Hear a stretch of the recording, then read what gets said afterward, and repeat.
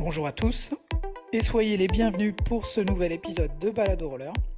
Aujourd'hui, nous partons à la rencontre d'un homme aux multiples facettes, comme beaucoup de nos invités jusqu'à maintenant d'ailleurs. Il est à la fois patineur et entrepreneur, vous l'avez peut-être déjà aperçu dans des vidéos de roller dance sur les réseaux sociaux.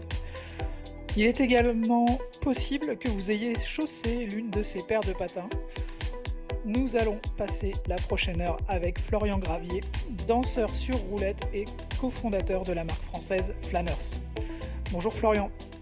Bonjour Alexandre et merci de me recevoir. Avec plaisir. Bon, ça fait un petit moment qu'on voulait te recevoir également. Il y a beaucoup de monde qu'on avait envie d'inviter. Et après avoir fait la marque FR Skate, qui était une marque de roller française, c'est vrai que ça avait du sens aussi de faire un zoom sur toi d'abord et puis ensuite sur la partie Flanners. Donc on Ouais, va commencer par les questions classiques. je Florian, me est-ce que tu... permets Alexandre, je me permets si tu veux bien, juste c'est vraiment un honneur d'être dans Balado Roller. Moi je suis un auditeur, alors dès qu'il y a du quad, un peu moins quand il y a des sujets inline, mais tous les sujets quad, je les ai poncés. Il y en a que j'ai écouté plusieurs fois, des gens qui étaient mes idoles quand j'étais jeune. Ça m'a permis de revivre certaines époques, d'apprendre beaucoup de choses. Donc voilà, que ce soit le podcast ou que ce soit le site Roller en ligne, ou que je consulte beaucoup moi pour toute la partie histoire. Voilà, cher historien du roller, Alexandre. Pas encore officiel, mais ça viendra un jour, je te le souhaite. Mais en tout cas, Pour c'est le voilà, titre, on repassera. bravo, bravo pour tout ce que vous faites et pour les passionnés, c'est vraiment très intéressant. Je sais qu'il y a des gens, le DG, le directeur général de Flanners, il écoute aussi pour faire sa culture, il écoute les podcasts. Du Tu coup, parles de voilà, Maxime? je parle de Pierre. On Pierre. parlera de Maxime et de Pierre aussi. Maxime qui est notre président, Pierre qui est le directeur général qui est arrivé il y a 1 an et demi. Mais voilà, il fait sa culture roller française euh, pa- et parisienne à travers ça. Et voilà, c'est super de pouvoir documenter cette époque. Le roller, tout le monde en a fait. Mais il y a peu de documentation, il y a peu de gens qui s'intéressent à l'histoire, il y a peu de gens qui s'intéressent à la sociologie qu'il peut y avoir autour. Enfin moins, à l'époque, à la grande époque du inline, ça l'était plus. Aujourd'hui, ça l'est moins. Et du coup, voilà, c'est un honneur de participer à ça. Et moi, je suis un fidèle auditeur et lecteur de roller en ligne. Donc, c'est cool d'être dedans. Merci. Alors, bon, aujourd'hui, c'est plus toi qu'on va essayer de mettre en avant. Je vais commencer par la question traditionnelle. Est-ce que tu peux te présenter, s'il te plaît? Alors, je m'appelle Florian Gravier. Je vais avoir 43 ans dans quelques jours. Je suis un passionné de patins à roulettes et je suis à l'origine du projet de l'entreprise Flanners que j'ai cofondé avec d'autres fondateurs. Et voilà. Et aujourd'hui, je suis aussi président d'une association qui s'appelle Flanners Roller Skating Club, qui est adossée à l'entreprise, mais qui a une dimension plus événementielle et culturelle. Donc, avant d'aborder Flanners à proprement parler et l'assaut, je te propose qu'on fasse un retour sur ta pratique sportive. Euh, alors, sportive ou pas sportive, parce que le roller, ça peut être aussi artistique, notamment quand on commence à faire mention de roller dance. Mm. Comment t'as découvert le patinage à roulettes? Alors, tu sais, j'ai essayé de me souvenir en préparant un petit peu cette interview et j'ai pas de premier jour précis. J'ai plusieurs images, plusieurs lieux, plusieurs patins. Et du coup, c'est difficile pour moi. Le premier souvenir, c'est une paire de patins à roulettes. Et je crois pas que c'était des lanières, c'était plus des espèces de straps plastiques, un peu comme sur le inline. Donc ça, c'était des patins à roulettes avec une armature en fer et des roues rouges très dures. Ça, j'ai l'impression que c'est mes premiers patins. Après, il y en a eu d'autres. Et pour les spots, il y avait ma ville de Villiers-le-Bel, parce que je suis originaire de Villiers-le-Bel dans le 95, avec mon grand frère. Euh, il y a ma grand-mère qui habitait à Terne, à Paris, qui m'emmenait alors, est-ce qu'on peut appeler ça une patinoire? Je ne sais pas, mais à la piste de patin du Parc Monceau, piste qui existe toujours, un peu en pente, avec une espèce de rambarde au milieu. Mais du coup, c'était ça. Et je crois que c'est elle qui m'a emmené pour la première fois au Trocadéro, où là, bah, spectateur, où je vois, à l'époque, il y avait pas les patineurs n'étaient pas en bas. Enfin, dans mon souvenir, ils n'étaient pas en bas, ils étaient en haut et ils sautaient sur les pans inclinés. Donc vraiment, pour moi, c'était hyper impressionnant parce qu'il fallait sauter une petite marche pour arriver sur le plan incliné et ensuite avoir une patate de fou parce qu'il était assez long, assez haut. et arriver à sauter. Il sautait par-dessus des barrières aussi, atterrir à la hauteur du haut du «tremplin» entre guillemets, donc pas beaucoup de enfin, fallait vraiment, vraiment être fort, je pense, pour avoir de l'amplitude sur ces sauts-là. Donc Ouais. voilà, des souvenirs, trocas. Et c'était en Alors, quelle année? je ne saurais pas dire. Moi, je suis né en 1981, donc ouais, c'est assez flou, tu vois? Et je pense que ça doit être, fin des années 80, quand j'y allais en tant qu'enfant et c'était ma grand-mère, qui m'emmenait, le dimanche, en balade. Et après, tu vois, un peu à l'image, je pense, de beaucoup, il y a pas eu de, il y a eu une continuité entre la pratique, d'enfant, cette espèce de loisir, jouet, que tu peux avoir et après de continuer à évoluer forcément avec d'autres patins. Je me souviens avoir eu les patins qu'on appelle les patins américains, ces fameux, Les Americana, ouais. alors c'était pas les Americanas, Même ça pas? c'était avant ma paire de Americanas, c'était, les patins tout mous avec, bleu, blanc, rouge avec les étoiles, tu vois? Une espèce de patin avec une chaussure très souple, platine en alu et roues, souvent dures. Et après, ouais, j'ai le souvenir des Americanas sur, platine roulette. Donc ça, mon grand frère en avait, roue crypto. Donc platine roulette, des platines assez, exclusives puisqu'elles s'agrandissaient. Tu pouvais, dévisser ta chaussure, agrandir la platine et la platine pouvait te suivre, jusqu'à un certain point parce qu'après quand tu avais vraiment des grands pieds, ça pouvait céder sur la partie du milieu. Je me souviens d'autres paires d'Adidas toujours montées sur roulette, je crois que ça s'achetait, chez Courir à l'époque. Je me souviens plus du modèle de cette Adidas, Walid saurait nous dire, blanche et violette. Et du coup, voilà, après mon père et mes parents, moi, sont séparés et mon père a vécu avec une femme qui avait des enfants et du coup, tous les soirs, dans la cité à Villiers-le-Bel, on allait rouler. Donc c'était vraiment une pratique, tu vois, avec mon grand frère, donc de l'autre côté, côté de ma mère, avec ces enfants-là. Donc il y avait tout le temps du patin, en famille, et cetera. Donc pas de souvenirs précis, plein de souvenirs flous et en fait, c'est arrivé de tous les côtés Et et à je quel saurais pas moment comment te dire, je me suis retrouvé à la Défense. ouais, à quel moment tu commences à aller vers le freestyle ou des pratiques un peu différentes de la Bah, balade?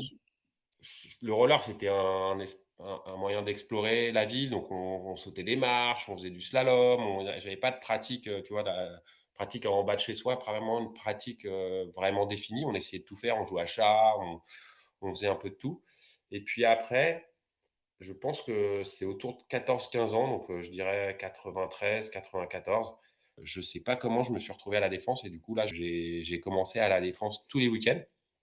À l'époque, il y avait Désiré Michel-Fils, en encadrant, on va dire. Michel-Fils que moi j'ai considéré comme, un entraîneur.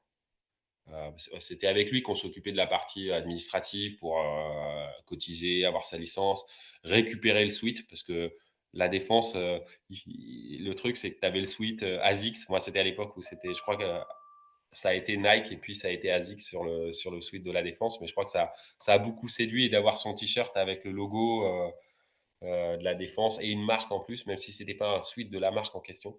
Ça jouait beaucoup en tout cas pour moi, dans l'attrait que j'avais, j'avais pour le club. C'est peut-être un peu futile, mais en tout cas, voilà. Je l'ai toujours d'ailleurs ce sweat et je sais que quand je le mets, je crois que rares sont ceux qui ont gardé, ce sweat et quand je le mets et je croise des anciens, ça fait toujours son effet. Et du coup, Pour ouais, remettre un petit peu dans le contexte quand même, vas-y. 93, premier contest national de roller à la Défense. Donc c'est vraiment la période où la dalle vient de se construire et où le club a pris ses marques. Ça va devenir un haut lieu de la pratique à Paris. Donc toi, tu pratiques quelle discipline à ce moment-là? Moi, c'était principalement le saut. Ouais. Ouais et là, je pense qu'à peu près en même temps, j'ai eu une paire de Fiberlight. Donc, toujours Mero Cryptos et paire de Fiberlight et dès qu'une paire de baskets, parce qu'on portait des baskets montantes, à l'époque, je jouais un petit peu basket aussi et dès qu'une paire de baskets était morte, je la mettais sur ma paire de Fiberlight, sachant qu'à l'époque, il fallait avoir pas des pompes neuves. C'était pas cool si tu venais rouler avec une paire toute neuve, il fallait qu'elle soit déjà un peu défoncée. La trace du chougou devant, donc une patte, venue du pour réparer les chaussures de skate, une patte, qu'on mettait à l'endroit où les chaussures frottaient quand on amortissait nos sauts. Ça, c'était aussi un signe de reconnaissance entre les patineurs. Et puis moi, j'ai vite abandonné le chougou pour faire du plastique fondu. Donc, je faisais fondre des sacs plastiques et les gouttes remplaçaient le chougou. Donc, je les ai brûlés et je mettais les gouttes là-dessus. J'ai dû m'intoxiquer à respirer les vapeurs. Mais du coup, ça coûtait moins cher que le chougou. Et comme on frottait tout le temps nos pieds, Bah, fallait renouveler souvent cette protection, de chaussures, sinon tu arrivais à frotter, bah, tes pieds, pas plus les chaussures, mais tes pieds. Et donc du coup, ouais, moi, c'était le saut qui m'attirait le plus, forcément, on faisait un peu de slalom, avec les plots dans la descente. Forcément, on allait, faire, des éperviers, des chasses à l'homme dans le dimanche quand le centre commercial était fermé, dans le parking et cetera. Mais la discipline, moi, qui m'attirait le plus, c'était le saut. Et à travers le slalom, chose assez rigolote, j'ai appris à faire le crazy leg. Et le crazy leg, donc c'est un pas de danse en roller qui est pas le plus simple. Aujourd'hui, les débutants, ils veulent faire des crazy legs, mais il y a plein d'autres choses à maîtriser avant.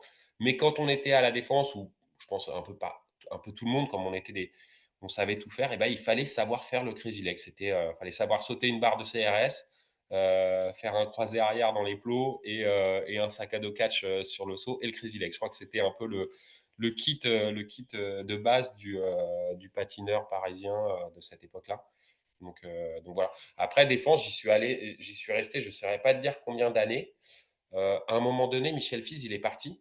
Et je fais une toute petite parenthèse sur Michel Fize, peut-être qu'il nous entend, peut-être que vous aurez l'occasion de On espère, l'interviewer un jour. on Je vous espère souhaite. l'avoir un jour, oui, au micro. Ouais. Et moi, du coup, là, bah, à travers Balade au roller, j'ai entendu plein d'autres choses sur lui et je l'ai découvert parce que pour moi, c'était notre entraîneur.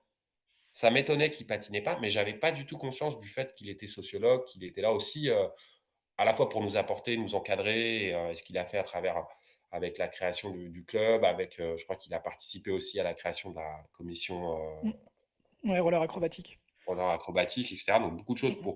pour nous, pour le sport. Et en fait, moi, je sais plus dans quel ordre, mais après, j'ai vu qu'il était dans un questionnaire qui était soumis à la jeunesse dans les années fin 90, et donc en tant que sociologue. Et c'était un questionnaire qui était un peu mal vu par la jeunesse, parce qu'on trouvait que les questions étaient cons et que de toute manière, les institutionnels ne nous comprendraient pas. Enfin, en tout cas, c'était comme ça que je le voyais. Et j'ai eu un sujet en fac de sociologie, j'ai eu un sujet de Michel Fize. Et en fait, moi, quand j'ai découvert ça, et ben, j'ai eu une sensation qui, depuis, j'ai découvert, n'était pas forcément justifiée, mais j'avais l'impression d'avoir été trahi, d'avoir été un objet d'étude sans le savoir. Et du coup, bah, depuis, j'en ai parlé un peu avec toi, avec Walid, avec d'autres gens. J'ai croisé Lamine il n'y a pas longtemps, on en a reparlé aussi. Lamine Fatigue, vous avez interviewé. Et du coup, il me disait, mais non, mais en fait, nous, on savait tous qu'il était sociologue.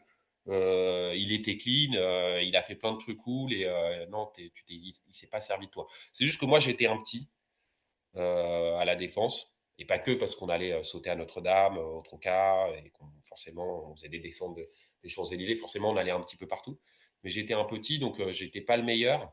Jamais été le meilleur en patin. Donc j'étais peut-être moins remarqué, moins remarquable. Forcément, à l'époque, ceux qu'on remarquait le plus, c'était ceux qui avaient du niveau, ceux qui étaient incroyables. Donc, alors, je sais pas si c'était des jumeaux, mais Sylvain et Alban, Mm. les beaux gosses torse nu aux cheveux gras dans le vent. Home, Francis, Hakim Belgeloul, Désiré en slalom, Roy, Wilfried, Cyril Prou, qui patine toujours beaucoup. Ouais, Et, qui nous et suit avec forcément, attention régulièrement aussi. ouais, Cyril est que je, très vigilant. ouais. Cyril, si tu Ah, entends des bêtises, tu me sollicites. Cyril, corrige-nous, il n'y a pas de souci. Je dis sûrement des bêtises, hein, parce que c'est des souvenirs qui restent flous. Et puis à l'époque, c'était moins marqué, parce que c'était une passion et que je savais pas que ça allait être ma vie, etc. Et puis que surtout, j'ai arrêté un peu à un moment donné. Et du coup, ça a un peu, je pense, brouillé certains souvenirs. Du coup, voilà, la défense, pas mal. Et puis tous les spots parce qu'on tournait. Et puis arrive le roller en ligne. Et moi, je suis pas du tout dans le roller en ligne parce que j'ai trop d'affect pour la basket. Et quand même, cette grande période défense, Troca, Notre-Dame, du saut, du roller agressif, elle est, euh, elle est contemporaine. C'était en même temps qu'un événement dans le monde de la sneaker qui s'appelait la Sneaker War. Et c'était en fait la bataille des géants de la sneaker. Ils étaient plus nombreux à l'époque qu'aujourd'hui pour faire les meilleures chaussures pour jouer au basket. Du coup, on a tous connu les pumps. Moi, on m'avait vendu une paire de languettes de pump que je mettais sous ma languette. À l'époque, c'était des Adidas pour patiner parce fallait avoir un patin qui soit assez fat. Il fallait serrer les lacets pour être maintenu, mais il fallait que ça ait l'air assez fat. Et il y avait Avia, Eledir, Adidas, bien sûr, mais aussi Nike, New Balance, Puma.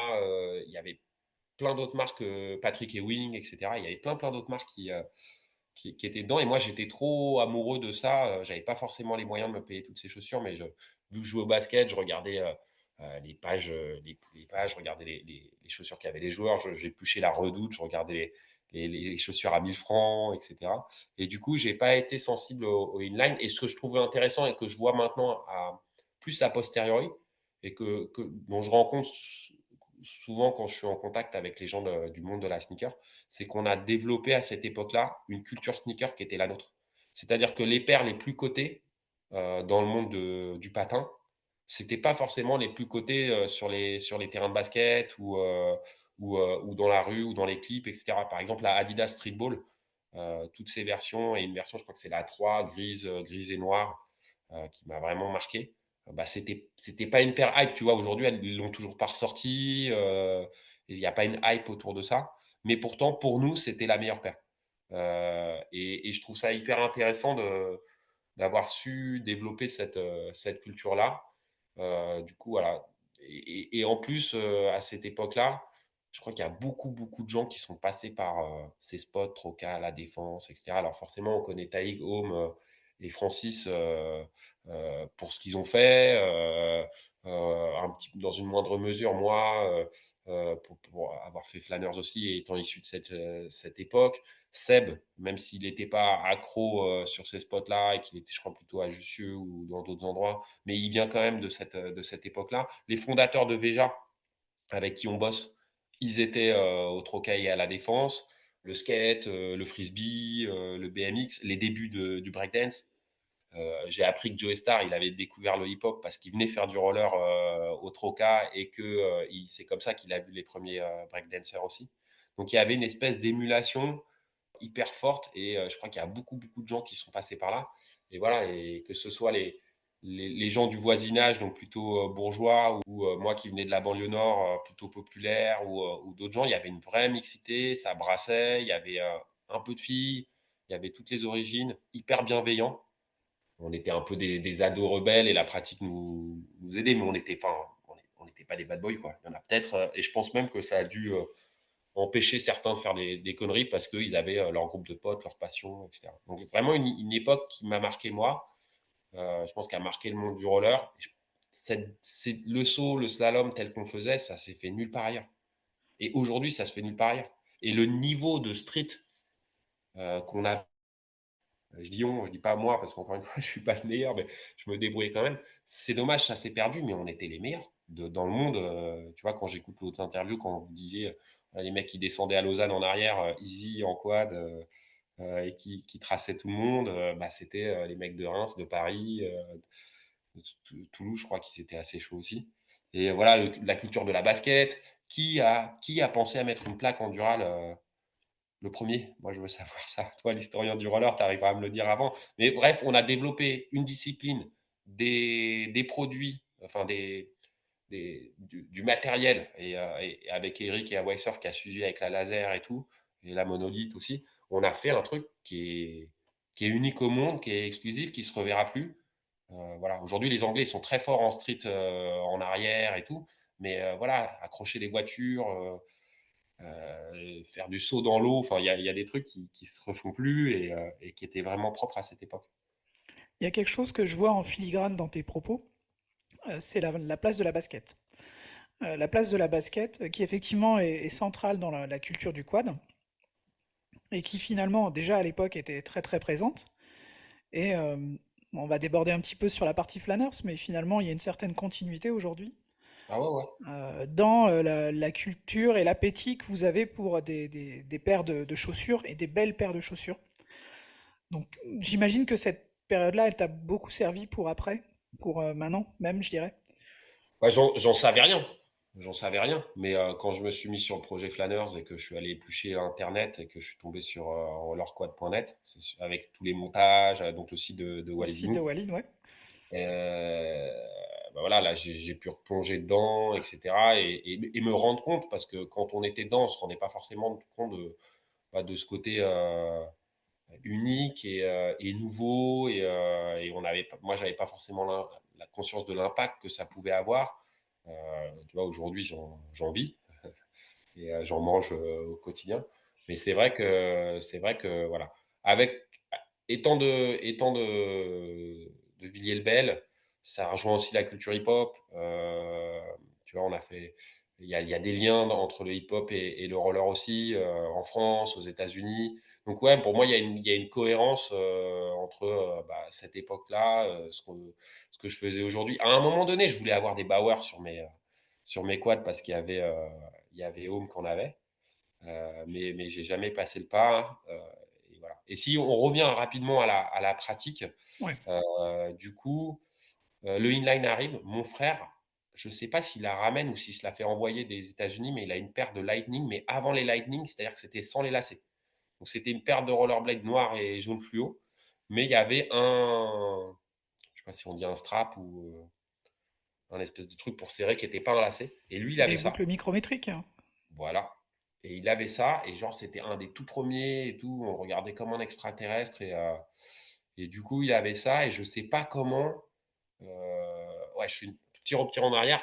Toute la défense et tout ce que je faisais là, à partir du moment où je suis allé à la défense sur Paris, Troca et tout, je faisais toujours ça avec mon super pote de Villiers-le-Bel, Mehdi.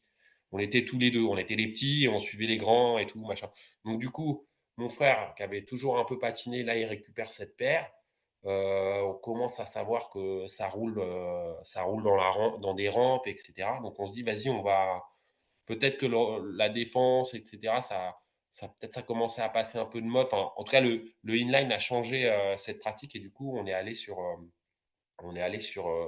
les rampes et c'est là où j'ai fait l'acquisition d'une paire de grinders qu'un mec qui était passé au inline, je me souviens plus de son nom, mais il était super fort, m'a vendu, pour 3 fois rien, grinder, et qui avait pas le slider grinder, j'en ai récupéré un après, mais qui avait des grosses barres en acier du coup, intordables. Heu et du coup, on a commencé à faire la rampe comme ça, Boutroux, Ballard, un peu au skatepark couvert de Versailles. Il y avait une middle aussi sur les hauteurs de Ivry, pas très loin d'Hawaï, je ne sais plus où trop où c'était. Et là, il y avait Bruno, je me souviens de 2 Bruno, un peu petit, et plutôt costaud et un autre. Il y avait, et j'ai du mal à me souvenir des prénoms, mais je me souviens qu'un jour à Boutroux, je vois un mec débarquer avec une paire de Riddle, aujourd'hui, pompe de vitesse ou de derby, et des grinders dessous, et il roule en aigle, et c'est Taïg. C'est Taïg qui vient, alors je sais pas, je crois qu'il a arrêté à un moment donné, et il vient à Boutroux et il fait quelques sessions et après il est en, si je me trompe pas, il est en Impala, non, alors Impala, non, Roches Impala. Il y a eu des Roches Impala, si tu parles de Impala aujourd'hui, c'est un autre délire, mais Oui, ceux oui, qui avaient oui, une oui. platine Alors, bleue, effectivement, historiquement, Roches avait un modèle qui s'appelait Impala, qui a ouais, absolument rien à voir avec la marque de quad qu'il y a aujourd'hui. non, qui appartient à une marque de skate, Globe, d'ailleurs Impala. Et du coup, bah, j'ai vu Taïg débuter en inline, en rampe, et puis après, je l'ai vu à la télé aux X Games et autres, Bercy, etc., etc. Donc c'était rigolo. Et du coup, voilà, là, la rampe, où j'essaye, mais c'est dur, quoi. C'est pas facile de sortir, de la big, à 1 m, 1 m 50, tu vois. J'arrive à faire un invert, mais je m'éclate. Je me dis, il y a Bercy qui passe à la télé. Je me dis, ouais, moi, un jour, je serai le meilleur aussi. Et en fait, j'arrive jamais. Parce que du coup, que ce soit, le roller agressif, le saut ou pas, ou la rampe, bah, quand tu tapes 1 heure et demie pour aller, rouler, 1 heure et demie de transport, bah, voilà, on roulait peut-être pas assez. À un moment donné, j'avais construit un tremplin qu'on mettait en bas de chez moi, à Villiers-le-Bel, mais là, il y avait plus l'émulation d'être avec tout le monde, donc du coup, le niveau et puis peut-être pas assez d'entraînement, puis peut-être que j'étais pas fait, forcément pour être le meilleur. Mais ça m'a fait rêver à un moment de devenir le meilleur, et c'est vrai que j'ai mis 2 fois mes pieds dans la inline. Je trouve ça magnifique, quand je vois des inliners qu'en font. Heu et je suis pas du tout opposé, ou je trouve ça hyper complémentaire, mais du coup, par contre, moi, en tant que pratiquant, ça m'a jamais attiré. Alors, à quel moment t'as fait ta rencontre avec la danse en roller? Alors du coup, on fait donc jusqu'à 16, 17 ans, donc pendant 2, 3 ans, je me bute à la rampe et tout, on va à Bourges, enfin dès que je fais un voyage, en famille, on part en vacances, on essaye de savoir où est-ce qu'il y a les skateparks et tout. Alors je sais pas comment on arrive à trouver ça, mais on y arrive, peut-être par les magazines. Heu qu'on arrive à faire ça. Donc je fais de la rampe, et puis après je commence à être, lycéen, les fêtes, des nouveaux potes, les filles, et du coup, j'arrête un peu le roller. J'ai une paire de lasers, et une paire de quad basket, et ma paire de parcs. Je mets de temps en temps mes quads basket pour me déplacer, mais c'est, voilà, c'est plutôt un truc, pratique, mais c'est plus très, très régulier. Et puis après je fais un peu des études et puis je commence à bourlinguer et j'ai vécu, sur la route pendant 6 7 ans où j'ai voyagé, en Asie, j'ai vécu en Inde, j'ai vécu un peu, en Thaïlande et cetera. Là, je fais pas de roller. Après je voyage en Amérique du Sud et je me pose à New York. Et qu'est-ce qui te Donc fait bouger comme ça? C'est le boulot ou c'est l'envie? au début, j'avais fait des études, j'avais un master 1 à la fac, donc on appelait ça une maîtrise. À l'époque de conception de projets culturels, je bosse un peu là-dedans et je me retrouve à bosser pour, une asso qui emmenait des artistes contemporains à Hong Kong, et en Chine dans les foires d'art contemporain et je trouve que c'est cool. Tu vois, je me rends compte de la valeur du passeport français. On peut aller partout, ce qui est pas le cas de de tous les détenteurs de passeport. Déjà, on en a un, facilement accessible et en plus, toutes les portes s'ouvrent, tous les pays s'ouvrent à nous, donc ça, je trouve ça cool et puis, parler un peu perso, alors ça a rien à voir avec le roller, mais du coup, en voyage, je me trouvais, ça t'oblige à sortir un peu de qui tu es, à être, inventif, à être, ouvert, à être moins timide, à être, plus communicant et tout et du coup, je trouve que ça me fait grandir et en plus de découvrir plein de choses et cetera. Donc pendant ce temps-là, je reviens en France, je bosse un peu, je repars. À un moment donné, je reviens en France, je fais un CAP de cuisine, donc reconversion. Je vais bosser un peu en Suisse, donc j'obtiens un permis de travail en Suisse, je mets de la thune de côté. Là, je pars en Amérique du Sud. Après, je vais à New York où je bosse en cuisine aussi, en tant que travailleur immigré avec des faux papiers et cetera, enfin un peu en bordel. J'ai un peu fait le con avec ça, mais je me suis jamais fait choper. Franchir la frontière mexicaine, enfin bref, des histoires là, je suis à New York et je dis à ma mère vient me voir et je lui dis: «Vas-y, ramène-moi ma paire de rollers à New York, je pense que ça va être cool, je vais pouvoir me déplacer avec et tout». Et du coup, elle me ramène mes rollers et là, je me déplace, je vais au boulot en roller et tout et les gens à New York, ils hallucinent ils appellent ça sneakers on wheels. Parce qu'ils ont vraiment, culture bottine et patinage de rue, pas trop. Heu et là, vraiment, je vois un attrait et je découvre, l'association de Central Park. Donc il y a tous les samedis et les dimanches, DJ, musique et tout. En plus, là, ils viennent de refaire le sol. Ces dernières années, c'était devenu vraiment graton et tout. Mais là, c'est un goudron, je pense qu'on appelle ça un non enrobé, qui est assez cool. Donc voilà, si pour les auditeurs, si vous passez à New York un samedi, un dimanche, allez au cœur de Central Park et là, vous allez pouvoir, voir des bons danseurs et tout. Même si c'est, un peu folklore et un peu les anciens. Mais moi, je m'éclate, je sais faire le crazy leg, il est toujours là.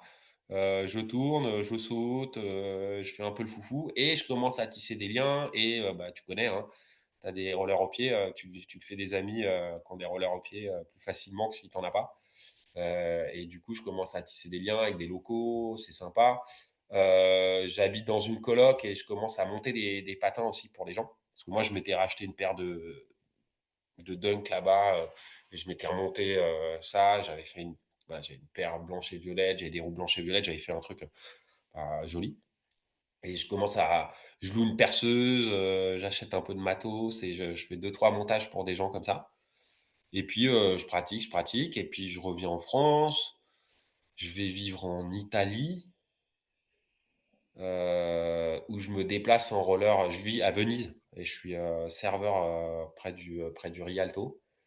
Avant ça, j'avais été serveur aussi à New York. Je travaillais entre la cuisine et la salle. Une fois, j'avais oublié mes pompes, parce que je venais en roller, j'avais oublié mes chaussures à la maison et c'était pas des Flanners et du coup, j'avais dit à mon patron: «Bah, soit tu me laisses 1 heure, je vais chercher mes pompes, soit, tu me laisses bosser en roller» et du coup, il m'avait laissé faire le service en roller. C'était cool. C'était un bon souvenir et du coup, ouais, j'habitais à Venise. Pour la petite histoire, je me déplace en roller. Je vais prendre des cours d'italien, au centre social, catholique, je crois, avec, tous les travailleurs immigrés et un jour, je roule place Saint-Marc et je me fais arrêter par les flics et ils me ramènent au poste, ils me confisquent mes patins J'ai pas de pièce d'identité.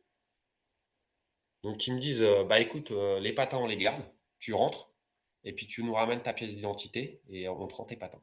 Donc j'ai dû rentrer en chaussettes. Voilà, ça te passe pas toutes les fois où on a croisé les contrôleurs dans le métro et on a dû déchausser, être en chaussettes ou quand on voulait acheter un truc, dans un magasin que le vigile nous laissait pas passer, il fallait, voilà. Moi j'avais jamais une deuxième paire de chaussures.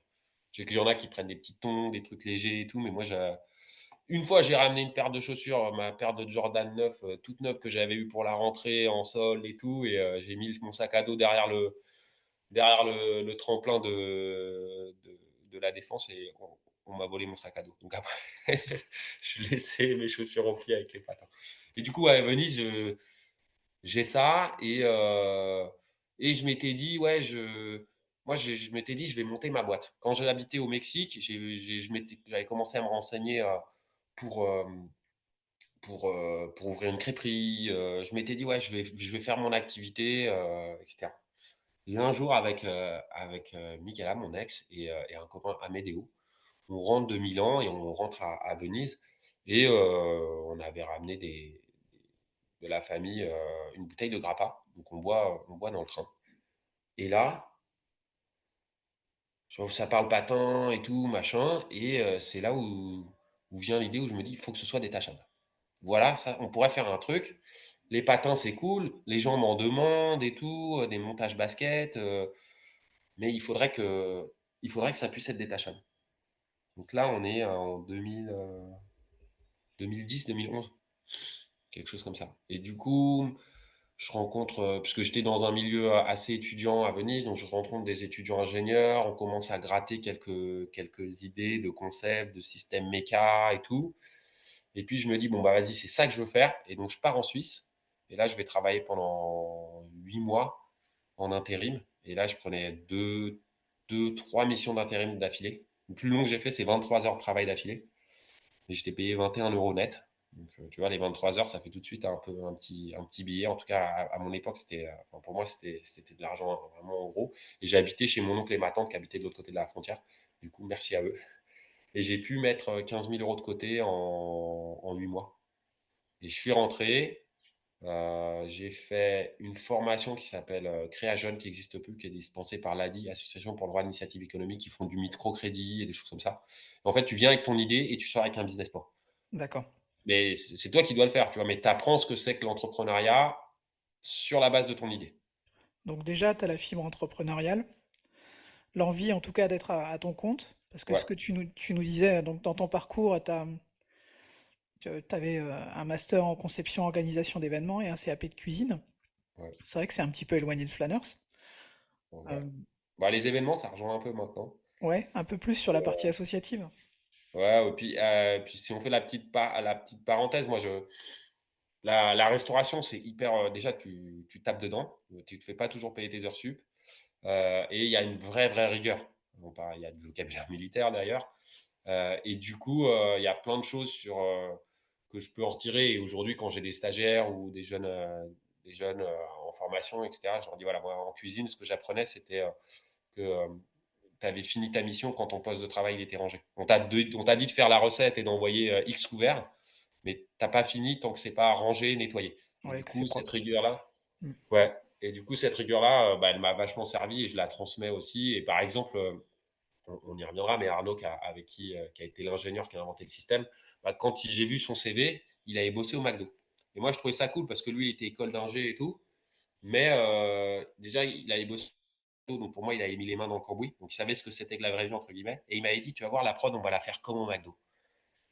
et genre fallait que ça tourne, que ce soit réglé et cetera comme au McDo et du coup ça m'avait séduit et voilà. Donc du coup, ouais, je rentre en France avec un petit peu d'argent, je fais cette formation et je me dis: «Bon, qui est-ce qui va» les ingénieurs, ils ont fait des vaisseaux spatiaux, ils font des trucs de fou.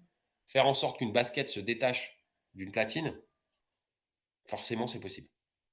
Tu vois? Et l'idée dès le début, c'était de pouvoir le faire sur n'importe quel type de basket. Donc je me renseigne sur ce qui existe, je découvre le cas de phénomène, Ouais. je regarde un peu tout ça. Donc cas de phénomène, c'est K2, pas au bon moment, ils ont sorti une ligne de quad parce que c'était le grand moment du inline, dont un quad qui s'appelait, K2 Cas de phénomène. phénoménon, ouais. J'en ai eu et plein à la maison. avec moi aussi, pas ma taille C'était des malheureusement, beaux mais patins, ils avaient de la gueule, quoi. ils avaient de la gueule. C'était un montage high-low si je me trompe pas. Il y avait les plus petites roues à l'avant, un peu plus grosses à l'arrière. Ouais, ouais, ouais. La platine alu, avec un design, assez moderne. Ouais, futuriste Chauss même. Ouais, une chaussure basse type Nike Cortez. C'est dommage Mmh. parce que les Bah chaussures oui, qu'ils ça avaient mis ressemblait à sur une les autres Cortez, quads effectivement. les chaussures qu'ils avaient mis sur les autres quads, elles étaient montantes et là, ils ont fait le choix pas du tout flexible au niveau de la semelle. Donc là, très, très rigide. Je les démonte, je regarde ce qu'il y a à l'intérieur et tout et je vais voir tu vois, je sais pas ce que c'est qu'un ingénieur à l'époque, hein, la méca et tout, je suis complètement éloigné, PowerPoint, Excel, tu vois? Moi, j'étais CAP de Q ça faisait longtemps que j'avais lâché les ordis, quoi, tu vois? Que je faisais juste des mails et donc avec travers le business plan, je découvre tout ça parce que le business plan, c'est l'écrit, voilà, étude de marché, ton concept et puis après, il y a toute la traduction, financière et ça, je découvre, toute cette réalité-là qui est hyper importante et voilà et du coup, je cherche les cabinets d'ingénierie, classiques, ils me demandent 1 000 € par jour.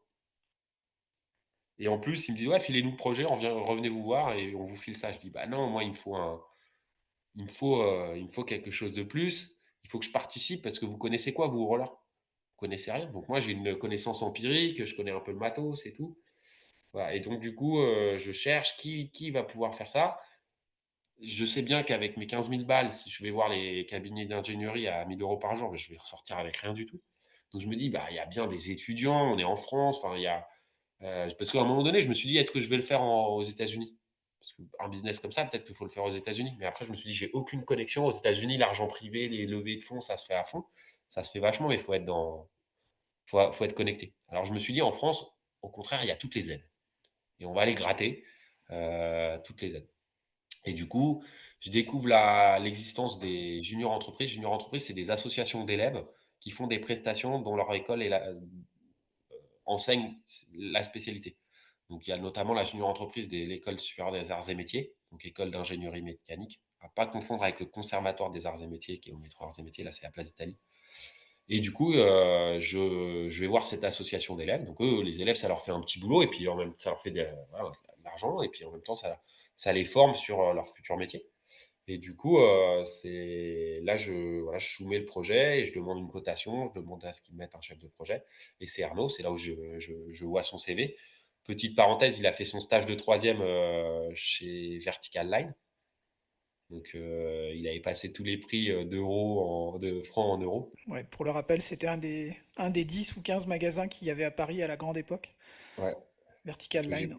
j'ai pas connu moi. J'ai connu Roller Station et Hawaii Surf, c'est tout ce que j'ai, et du coup, Arnaud, il avait fait ça, il avait une photo avec Taïk parce qu'il faisait du inline aussi, il faisait de la rampe et tout, enfin, il en avait fait pas mal quand il était ado et du coup, bah, je paye l'association, je crois que ça m'a coûté 6 000 € et après on a rajouté, 2 000, un truc comme ça, pour faire la conception en CAO, donc assisté par ordinateur, puis un prototype réalisé dans les ateliers de prototypage de cette école-là. Et c'est comme ça qu'on fait ça et petit retour en arrière, le Noël juste avant, je donc j'avais épluché le forum de rollerquad.net, voilà, je le connaissais par cœur à un moment donné pour essayer de voir tout ce qu'il y avait sur le détachable et cetera et pour moi, je me dis: «Ouais, Walid, c'est Wawa, c'est lui qui a c'est, Maître Yoda», parce que c'est son surnom, je crois, et du coup, je me dis: «Waouh, lui, c'est un influenceur avant l'heure». Parce que, Ouais, bah, je me totalement. souviens moi de lui quand j'étais jeune avec son niveau et le fait qu'il était, pluridisciplinaire et cetera et il connaît tout le matos et tout le monde le connaît et tout et donc en fait, je vais voir Walid à la base pour sa place dans le monde du roller et donc je l'invite, à dîner, un jour, et je lui montre, bah, une paire, que j'avais montrée. Je lui montre les quelques croquis que j'avais déjà et cetera. Il me dit: «Vas-y, moi, c'est marrant ton truc, tiens-moi au courant, si tu fais quelque chose, pourquoi pas». Donc, quand je rencontre Arnaud et qu'on fait les premiers prototypes, je le tiens informé. Arnaud et Walid se rencontrent, et entre-temps, petit à petit, je découvre que Walid, en fait, c'est aussi un entrepreneur puisqu'il a des billes dans une boîte, d'informatique Mm. et qu'il est, ingénieur informatique et que je me rends pas compte à l'époque à quel point c'est primordial, dans une entreprise d'avoir une ossature informatique, importante. Moi, j'avais complètement sous-estimé ce besoin-là et en fait, Walid que j'avais pris pour le côté patin, alors très bien, hein, il l'était toujours et c'était très cool et très crédibilisant de l'avoir dans l'entreprise. Mais je pense que ce qu'il a le plus apporté, c'est toute la structuration, et toute son expérience qu'il pouvait avoir déjà dans ses autres boîtes et tout ce qu'il nous a apporté sur ses compétences, informatiques. Et voilà et du coup, au bout de deux trois protos, je crois, le premier je le casse, hein. Le premier proto, châssis bois, massif, hêtre. Je vais au 104, je roule un tout petit peu, paf, il se fend. Donc après on a fait des contreplaqués boulot, les châssis. Non, au début, on a fait un contreplaqué peuplier qui était super lourd, super dense, mais qui tenait bien, mais qui était vraiment très lourd. Après, on a fait boulot, mais il s'est éclaté en quelques secondes. Et puis, on avait montré ça, et merci à lui, à Eric Gros. On était allé avec Walid voir Eric. Il nous avait dit: «Les mecs, arrêtez avec le bois, n'importe quoi, faites-nous, du plastique propre, là vous allez vous faire chier, ça tient pas dans le temps, humidité, faut mettre, du vernis et tout, c'est cool votre truc». Mais voilà, il nous avait donné deux trois conseils, tu vois? On a passé une heure et demie avec lui, deux trois conseils hyper bien sentis et du coup, qu'on a appliqué. Et après, par la suite, on a travaillé un peu avec lui aussi et c'était vraiment cool. Et voilà, moi, de monter en haut après avoir passé des après-midi à lorgner sur les platines laser, sur des wipers, sur tout ça, c'était un honneur aussi de monter au bureau en haut.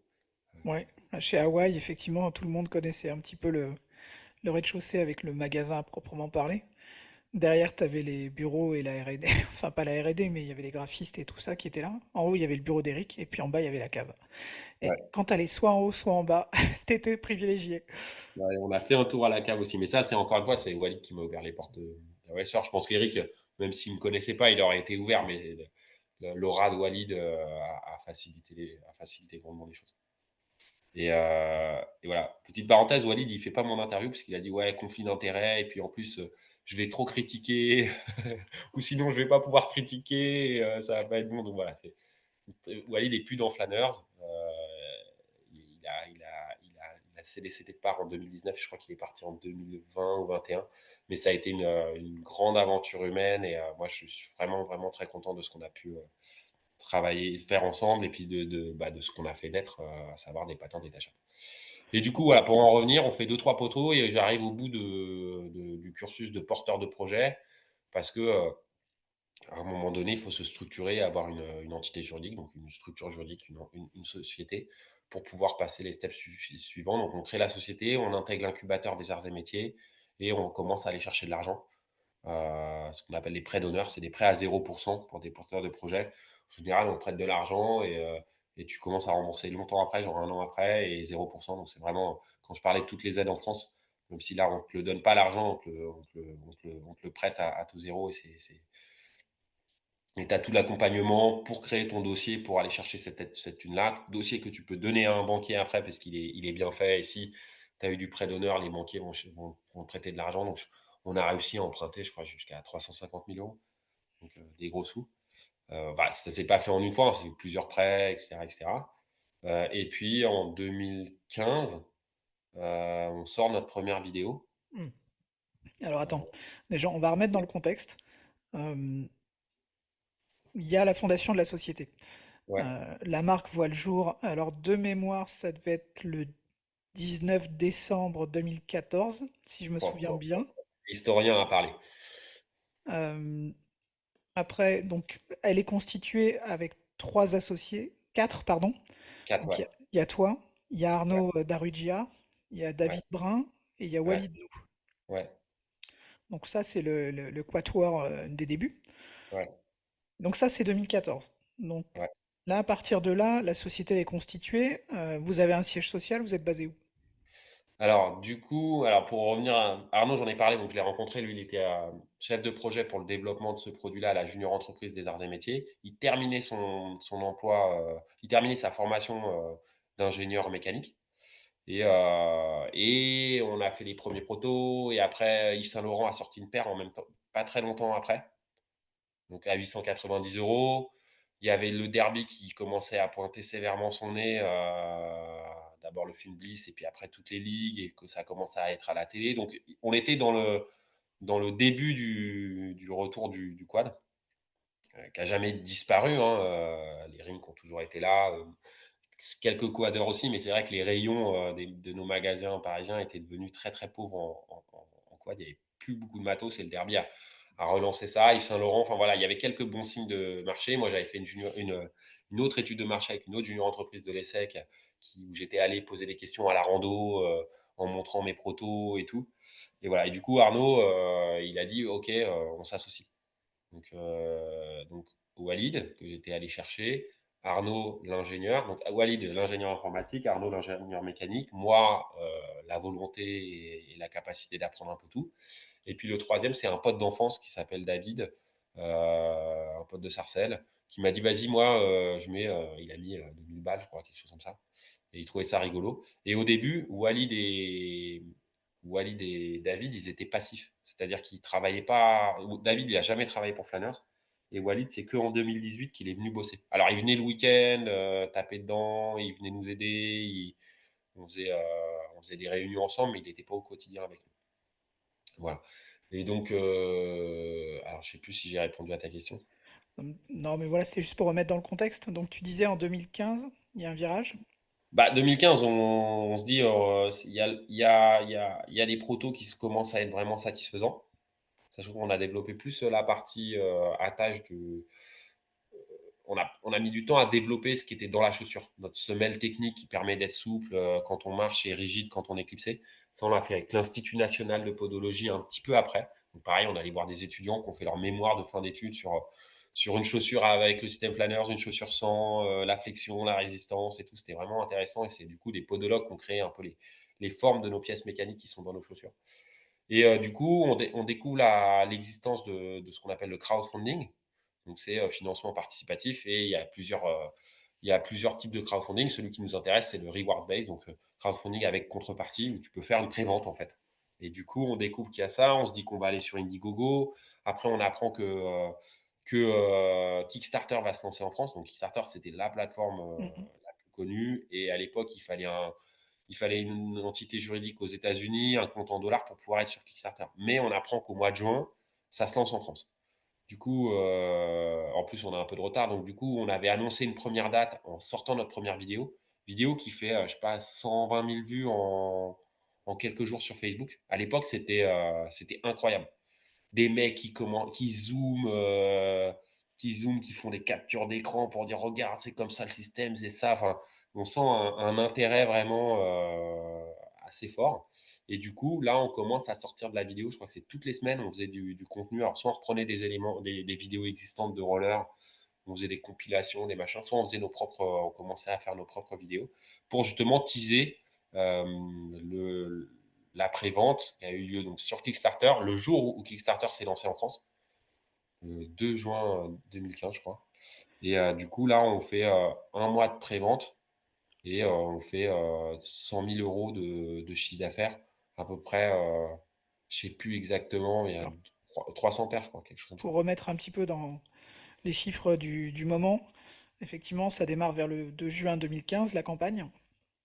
En moins de 8 heures, vous avez déjà 30 000 euros qui Ouais. sont récoltés.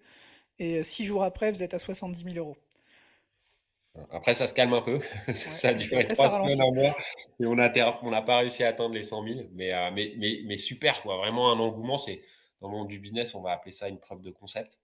Voilà. C'est de la prévente, donc du coup, le plus gros nous attend à cette époque-là. Et ce que tu me demandais, ouais, c'est où est-ce qu'on était basé. Bah, du coup, quand on a fait tout ça, on était à l'incubateur des arts et métiers, mais on avait domicilié la société à la pépinière d'entreprise de la Courneuve. Aux 4000. Pas très loin ouais, au 4000, pas très loin de moi où j'évoluais un peu mon coin. Et puis, parce qu'on savait qu'il allait y avoir des aides, on savait que c'était aussi un endroit où on pouvait avoir à la fois un bureau, mais aussi de l'air comprimé, du triphasé, etc. Donc, on pouvait avoir ce qu'on appelait des ateliers mixtes. Donc, à la fois avoir de la prod, du bureau, pas cher, avec bah, tout. Voilà. Tu passes en général tu peux faire couveuse, pépinière, couveuse, incubateur, pépinière. Quand tu portes un projet, c'est un peu les structures qui vont t'accompagner au fur et à mesure de l'évolution de ton projet. Et voilà. Et donc, du coup, post-Kickstarter, en juillet 2015, on déménage là-bas et on doit passer du proto au produit fini. Et nous, on ne sous-traite pas. On fabrique tout. Et du coup, là, waouh. On avait dit aux gens qu'on livrait octobre-novembre et on a commencé à livrer en juillet 2016. Donc on a eu beaucoup de retard et c'était difficile pour les gens qui avaient mis, à l'époque, il y avait des prix qui étaient vraiment des prix d'appel et tout. Et c'était difficile, les gens ils se disaient: «Putain, j'ai mis 300 balles, ils sont où? Vous avez 6 mois de retard, 8 mois de retard». Donc on leur écrivait toutes les semaines une newsletter où on leur partageait toutes les avancées. Bah là, on a galéré là-dessus, là, on a résolu le problème de la colle, là, on a reçu la livraison de Rollline, etc., etc. Et du coup, on a commencé à livrer en juillet et on a ouvert le site internet de vente en juin 2016, où là, on proposait du coup des patins détachables. Les gens ne pouvaient pas encore nous envoyer leurs chaussures, mais on avait différents modèles. La première marque qui nous a fait confiance, et je les remercie, c'est Déjà. Et après, sinon, on trouvait des paires en déstock et tout. On a travaillé avec Fila, mais ça marchait pas très bien. Et là, au jour d'aujourd'hui, on est revendeur de toujours Veja. Doc Martens qui revient, on a été, mais ça revient au printemps. Et Puma, on est aussi distributeur officiel de Puma. Et après, les autres paires, bah, on les trouve, on fait du sur des déstock, stocks. on a des plans, ouais, voilà. Alors là, en 2016, vu que tu es sur 2016, vous avez aussi la médiatisation de la société qui est quand même assez présente. Vous êtes bien visible dans les médias, Ouais, et notamment parce que vous décrochez le titre de lauréat national de talent des cités. ouais. 2016, c'est l'année des concours. Ouais, Ouais, je crois qu'on en a gagné 7 ou 8. Et c'est vrai qu'il y a ce côté où, à la fois, il y a le côté Startup Nation, Kickstarter, etc. Donc, on a du média grâce à ça. Les startups, le financement participatif, c'était assez nouveau et on cherchait il y avait quelques licornes qui sortaient, etc. Donc, il y avait ça. Il y avait le côté ça roule à la Courneuve, tu vois, le côté entrepreneur de banlieue, etc. Les journalistes, ils sont pas mal venus nous voir là-dessus. Pour nous, on vendait des patins, donc qu'on soit de banlieue ou du 16e, on voyait pas forcément la différence. Mais après, voilà, nous, le but, ils voulaient qu'on parle de nous, mais moi, je mettais toujours au moins des clips dans la vidéo ou dans le reportage. Donc voilà, ils voulaient montrer ma tête, mais moi, j'essayais de montrer mes pieds. Et après, je te cache pas que j'ai de l'ego et ça me fait très plaisir d'être passé à la télé ou d'avoir des portraits dans certains journaux. un ego Mais assumé, c'est cool. ouais, ouais, ouais, ouais. Bah, écoute, J'en ai vaut revu mieux, hein, une parce que juste avant l'interview avec Combini notamment. ouais, voilà, tu vois, Combini, ça fait plaisir. Et tu vois, Combini, pour la petite histoire, là, c'est du publi-reportage. Parce qu'aujourd'hui, les médias, ils te font beaucoup payer pour être diffusés. Ouais, Et tu sais que Combini, en fait, c'est toujours, et on peut y revenir sur Talent des Cités, en fait, c'est du coup la Banque publique d'investissement, la la BPI, BPI, ouais. Mm. dans le cadre de son programme Entrepreneuriat pour tous, qui a payé Combini pour faire des portraits d'entrepreneurs issus de quartiers populaires ou de la diversité, etc. Donc le sujet Combini que tu vois là, c'est 20 000 balles que la BPI, ils ont payé pour nous. Ouais, Donc pour merci la BPI, 4 ou 5 minutes, ouais. après nous avoir prêté de la... Ouais, ils sont venus chez moi, on est retourné à la Courneuve, des plans de drone et tout, machin. Et ouais, et c'est vrai qu'on a toujours surfé sur cette médiatisation parce que l'ambition de Flanner, elle est double. La plus évidente, c'est de pouvoir proposer aux gens qui y roulent de pouvoir marcher sans avoir une deuxième paire de pompes et de reproduire un peu ce qu'a été le patin pendant longtemps, puisque le patin, il a été détachable pendant 200 ans. Mais à cette époque-là, on ne pouvait pas rouler dans la rue parce qu'il n'y avait pas les bonnes roues et il n'y avait pas les bonnes rues. Après, on a attaché les patins pour plus de performance. On a vissé les chaussures aux patins. Puis sont arrivées les bonnes roues et les bonnes rues. Les bonnes roues, pardon, et les bonnes rues, oui, c'est ça. Mais il n'y avait pas de système. Il y a eu le K2, il y avait des patins à roulettes détachables et tout, mais il n'y avait pas de système qui permet vraiment d'être performant, d'avoir Ouais. autant de choix de basket qu'à l'époque où Alors, on vissait ou souviens-toi. pas basket. Comment? Souviens-toi que j'ai trouvé avec Christophe Audouard une chaussure du début du siècle, Ouais, concept Flanners. ouais, ouais, mais le concept, enfin, le patin détachable, c'est le patin en fait. Enfin, si tu regardes toute l'histoire du patin, toutes les premières paires, elles étaient détachables. Oui, bah par essence, oui. Ouais, ouais. Parce que on Moi, de ce que n'envisageait j'ai pas vu, la chaussure et le patin comme un ensemble, comme un tout. ouais, si je me souviens bien, dans le livre de Sam, Roller Mania, que je conseille à tous ceux qui s'intéressent au roller, et je crois qu'il dit que c'est début 20e qu'on a vissé les chaussures sur les patins. Oui, Mais alors même un petit peu avant, un des premiers, ça a été le patineur à glace Jackson Haynes, qui lui a fixé assez tôt ses patins. Et Voilà. ça, ses chaussures et ses lames. Ouais. Et c'est vrai que Christophe, il a ce patin-là, mais du coup, la chaussure et la platine sont faites pour aller ensemble. On peut pas Oui, changer, il y a oui, pas de oui, choix tout de à fait. chaussure. Et après, ce système-là, on pourrait pas le repro c'est une bottine, et on pourrait pas le reproduire sur une chaussure à semelle souple comme aujourd'hui, puisque à l'avant, elle est enserrée et du coup, parce qu'elle est rigide en largeur, on va dire la semelle, c'est une semelle en cuir, je pense, ou en bois.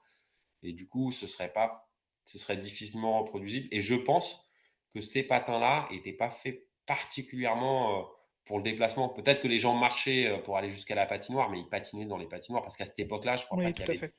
les roues ou les sols ne permettaient pas le déplacement. Bah, les le premiers déplacement. déplacements, enfin, hors des salles et des intérieurs, pardon, c'est 1789. Aux Pays-Bas, ça fait à peu près 4 ou 5 kilomètres. Et en 1789, voilà, il y a le premier raid roller, entre guillemets, hors Mais ils roulent des sur intérieurs. quoi? Ils roulent avec quoi et ils roulent sur quoi, Des tu sais? patins très très basiques avec trois roues alignées. Ils roulent sur les On chemins, s- sur les pavés, ils roulent sur glissants? les chemins de halage, a priori, quelque chose comme ça. D'accord. Mais bon, Grosse, grosse mission. Bah, force à lui parce que les 4-5 kilomètres, ouais, ça a dû être long, ouais. Il y avait peut-être une qu'il aurait foule, fait plus il y vite avait à la pied, foule qui le regardait. mais voilà, bah, du coup, comme tu l'as dit, tu vois, nous, le système flâneur, il y a plein de gens qui nous disent: «Ouais, c'est la révolution, c'est une invention» et cetera. Alors oui, le système mécanique, il est pas il est il est unique et il y a personne qui l'avait fait avant, mais le concept de rouler ou marcher, il est aussi vieux que le patin. Donc moi, vraiment, parler d'ego, on peut parler d'humilité aussi. Enfin voilà, quand les gens nous disent: «Ouah, truc de fou», je dis: «Ouais, enfin non, juste continuité de quelque chose qui a déjà existé, mais qui s'adapte aux chaussures d'aujourd'hui, avec un besoin d'aujourd'hui et cetera». Et quand les gens disent: «Trop nul, ça a déjà existé», je dis: «Ouais, mais en même temps, tu ne pouvais pas mettre n'importe quelle paire de baskets, à l'époque». Donc tu vois, à la fois, on reprend un concept, qui existait, mais en même temps, on l'adapte au goût du jour Mhm. et aux performances et au matériel du jour et Et avec une aux budgets. simplification du système qui était quand même pas négligeable, hein. Ouais, après le système K2, il marchait bien, par exemple. Je crois qu'il y a des gens qui, comme il y avait pas voilà, nous on a fait une clé pour que ça se détache parce qu'on voulait pas qu'il y ait, une action extérieure qui pouvait faire que ça se détache. Parce que j'ai appris qu'il y a des gens qui avaient un peu déclipsé, si tu te prenais un peu le truck ou quoi, ça pouvait actionner le système. Mais c'est vrai que le côté, voilà, nous on voulait que ça s'adapte, à toutes les chaussures et ça, c'est quelque chose qu'on a réussi à faire et je crois qu'en 2017, on a commencé à permettre aux gens, on l'avait fait pendant le Kickstarter, mais après c'était compliqué, en termes de gestion informatique et de stock et tout. Mais, en 2017, on a permis aux gens de pouvoir nous envoyer leur propre paire de chaussures. Donc ouais, 2016, pour revenir à ce que tu disais, en effet, on a fait, le Grand Prix Talent des cités. On a été lauréat des régionales, nationales et après on a eu le Grand Prix. Donc on a touché quelques de 3 000 € et surtout on avait un spot sur toutes les chaînes de France Télévisions 2 fois par jour pendant 2 semaines. On a gagné aussi cette même année une campagne d'affichage où il y a eu 250 affiches, dans Paris. C'était avec Clear Channel ça, c'était un concours sur la communication et donc ouais, cette année-là, on a gagné pas mal de concours. Mais Alors, je crois que quels ont été 2017. les principaux soutiens que vous avez eus à ce moment-là? On a parlé de la BPI tout à l'heure. Ouais. Qui est-ce qu'il y a eu d'autre? T'as tout Wilco qui s'appelait Scientipol, c'est un truc de prêt d'honneur dans l'innovation et l'industrie. La pépinière de la Courneuve, qui est gérée par une asso qui s'appelle La Miel. Donc là, tu as des permanences auprès d'avocats, d'experts, de comptables, etc., etc. Eric Gros, parce qu'il a toujours été bienveillant et dès qu'on a eu des trucs à vendre, on a fait notre première collab, c'était avec Eric, hein. Il nous avait fourni des paires de Vans et des platines et nous, il nous avait fait de quoi faire un patin vissé et puis nous, on lui avait rendu avec notre système et il les avait vendus. Je crois que ça doit être Noël 2016, je pense. Euh, voilà, donc des institutions de financeurs, d'accompagnement au- à l'entrepreneuriat, quel qu'il soit. C'était Quel- ça quel- c'était Là, ça les tout à soutiens. l'heure, Moi, au début, bon, on a mis du temps à se payer. Et du coup, moi, au début, j'allais un mois en Suisse tous les trimestres pour continuer en fait, à financer ma vie. Et après, on y reviendra. Il y a aussi au début de Flanners ce qui finançait le frigo, c'était la danse où j'ai rejoint un groupe de danse et où ça me permettait de vivre. Mais ça, on pourra peut-être y revenir un peu plus tard. Donc ouais, ouais, 2016, les concours, on commence à vendre. Ça vend pas mal, mais c'est pas non plus encore, rentable et tout.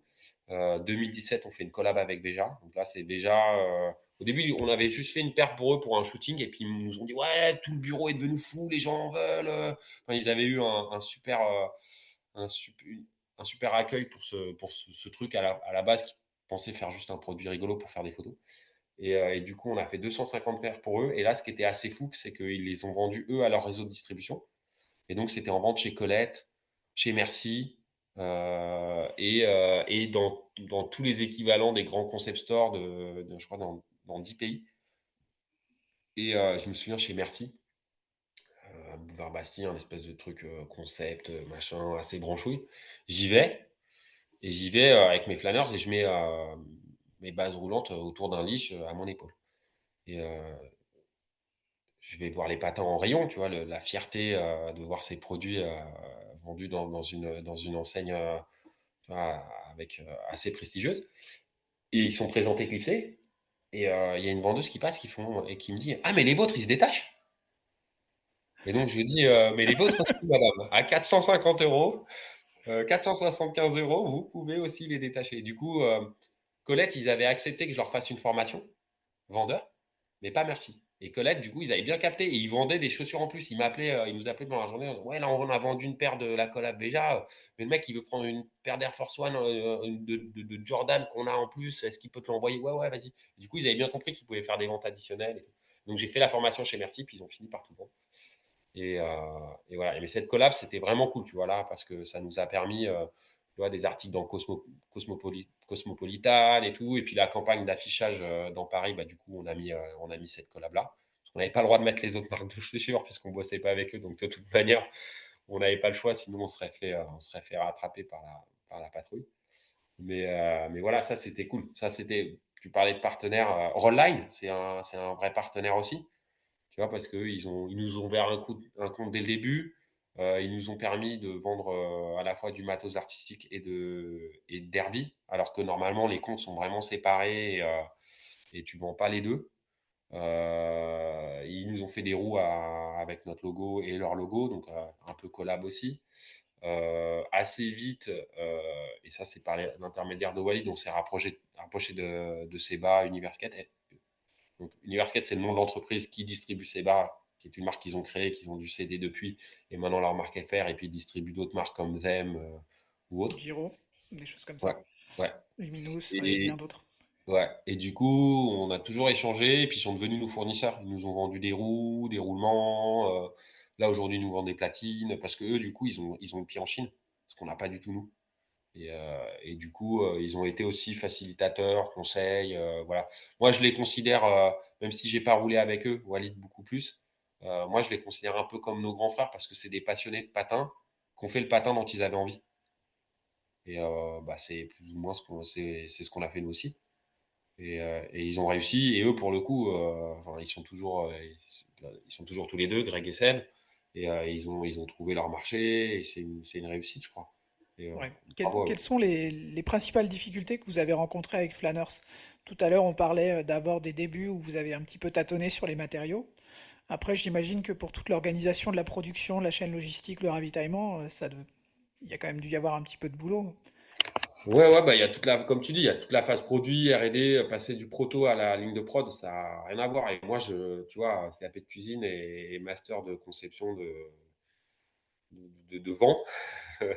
Là, on est dans le concret, donc du coup, un projet hardware, donc avec des produits physiques, et pas une app ou pas un service. Bah, du coup, ouais, le stock, l'investissement que ça demande, la chaîne de production, la rationalisation. Tu as envie d'offrir des milliards de possibilités de personnalisation, de faire des trucs de fou, mais en fait, c'est pas ce qui rapporte de l'argent. Donc, sélectionner ce qui rapporte de l'argent. Je pense qu'on avait un bon trio, Walid informatique, Arnaud, ingénierie méca, tu vois, et moi un peu touche à tout. Je pense qu'il nous aurait manqué, un financier nous aurait pas été trop. Justement pour cette espèce de attendez, les mecs, vous voulez faire ça, mais ça coûte combien, ça rapporte combien, tu vois.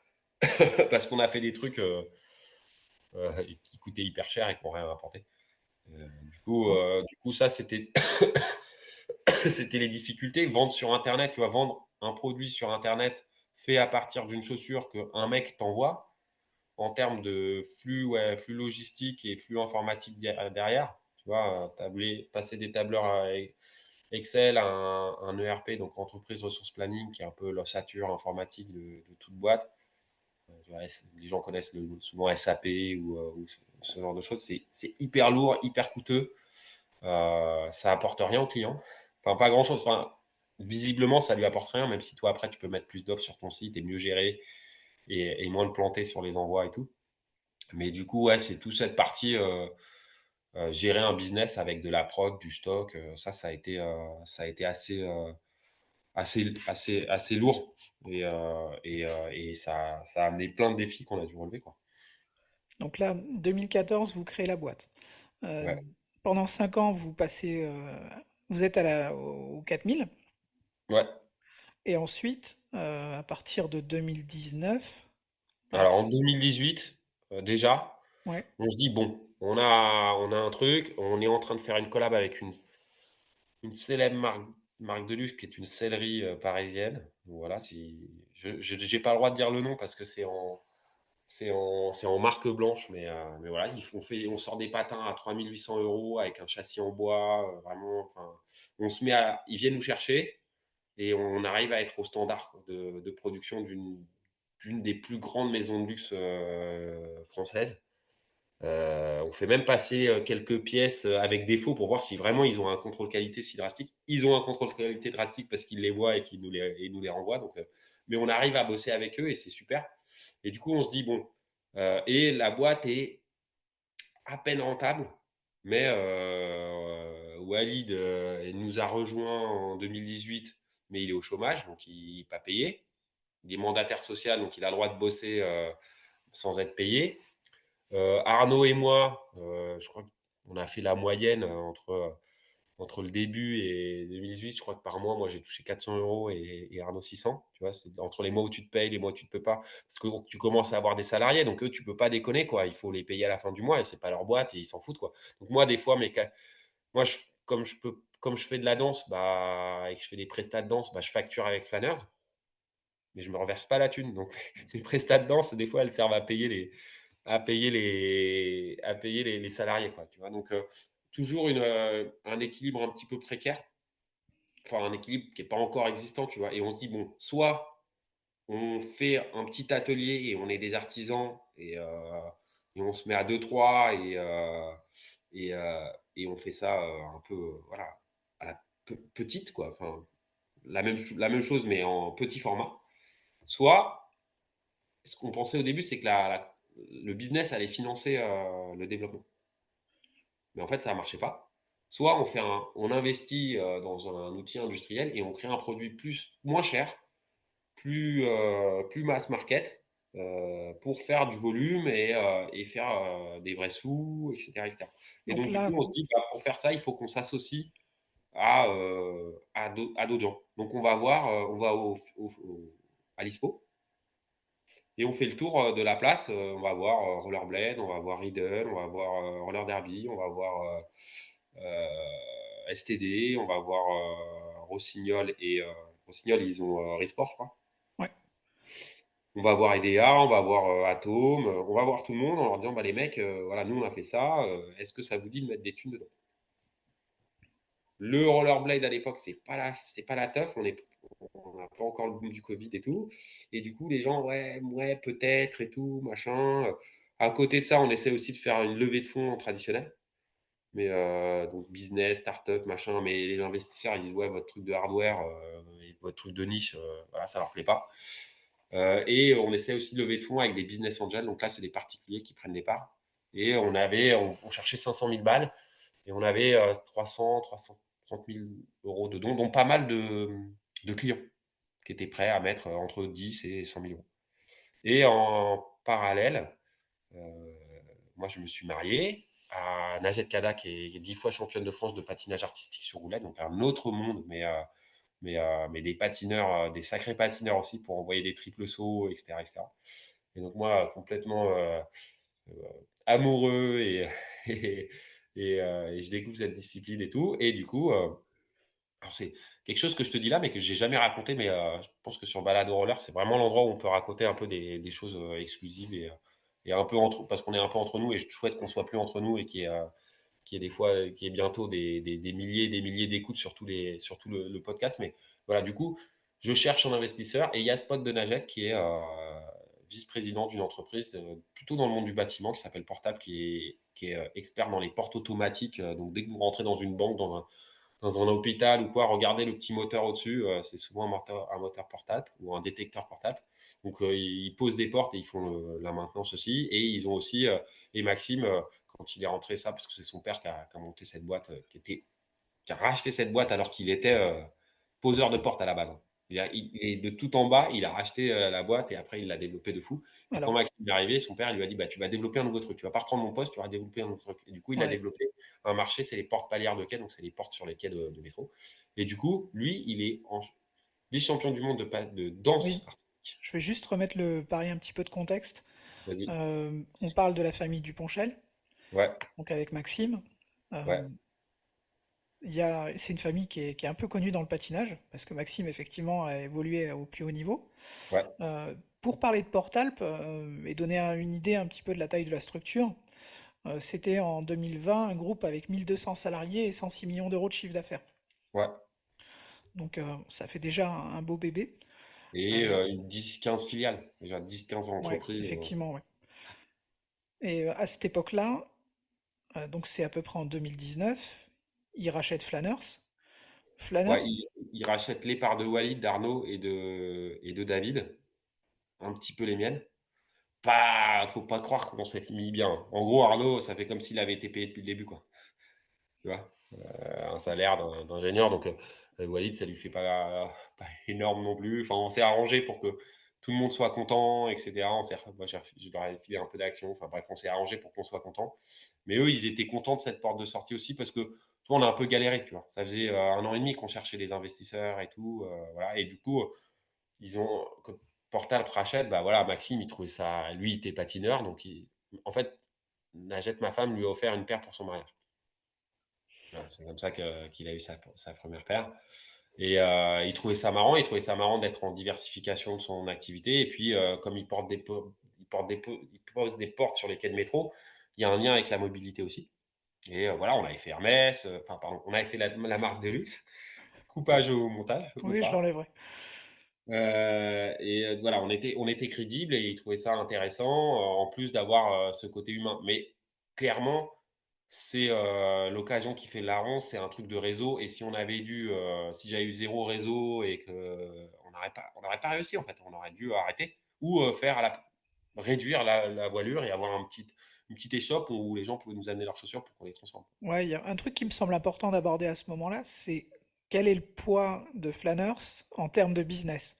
Flanners, à ce moment-là, on va dire entre 2014 et 2020, euh, ou On même faisait 2019, quand ils ont combien quand de Portal paires est et arrivé, quel on chiffre faisait d'affaires? alors les paires, je saurais pas te dire. Les paires, je saurais pas te dire, mais on tourne à 500 000 € de chiffre d'affaires et on a fait plus 48 € de résultat et avec un salaire, À quasiment zéro. inexistant pour les Ouais. fondateurs. Ce qui explique le résultat positif. Parce Ouais, qu'effectivement, en 2020, je trouve un chiffre d'affaires de 532 000 euros pour Flanners. ouais, mais l'année 2020 est particulière parce Ah au oui, début, et on juste clôturait. avant, ouais, il y avait 495 Ouais, c'est celui-là. 895. C'est celui-là quand ils sont arrivés, mais après, il y a je sais plus quel exercice, nous, on clôturait en mars, mais on s'est mis sur le groupe, donc il y a un exercice qui a fait que 8 mois. D'accord. Je crois que c'est 2020 d'ailleurs. Et ouais, bah, je crois que ça fait dans les 1000 paires, quoi, tu vois? Ça Donc fait, c'est 1000 paires sur l'année. ouais, tu vois, cette année 2018, ça doit être quelque chose comme ça, quoi. On avait fait des paires pour Reebok et pour Puma, pour des événements qu'ils avaient fait. C'était pas des collabs où ils vendaient les produits, mais c'était cool, tu vois? Et 1000 paires, je crois que c'est déjà pas mal. On avait fait 2 fois 50 paires pour Hawaii Surf, et puis que voilà, d'être au standard du luxe et tout, enfin, tu vois, on était prometteurs, on va dire. Et du coup, bah, on s'est associé avec Portable. Moi, j'ai gardé des actions.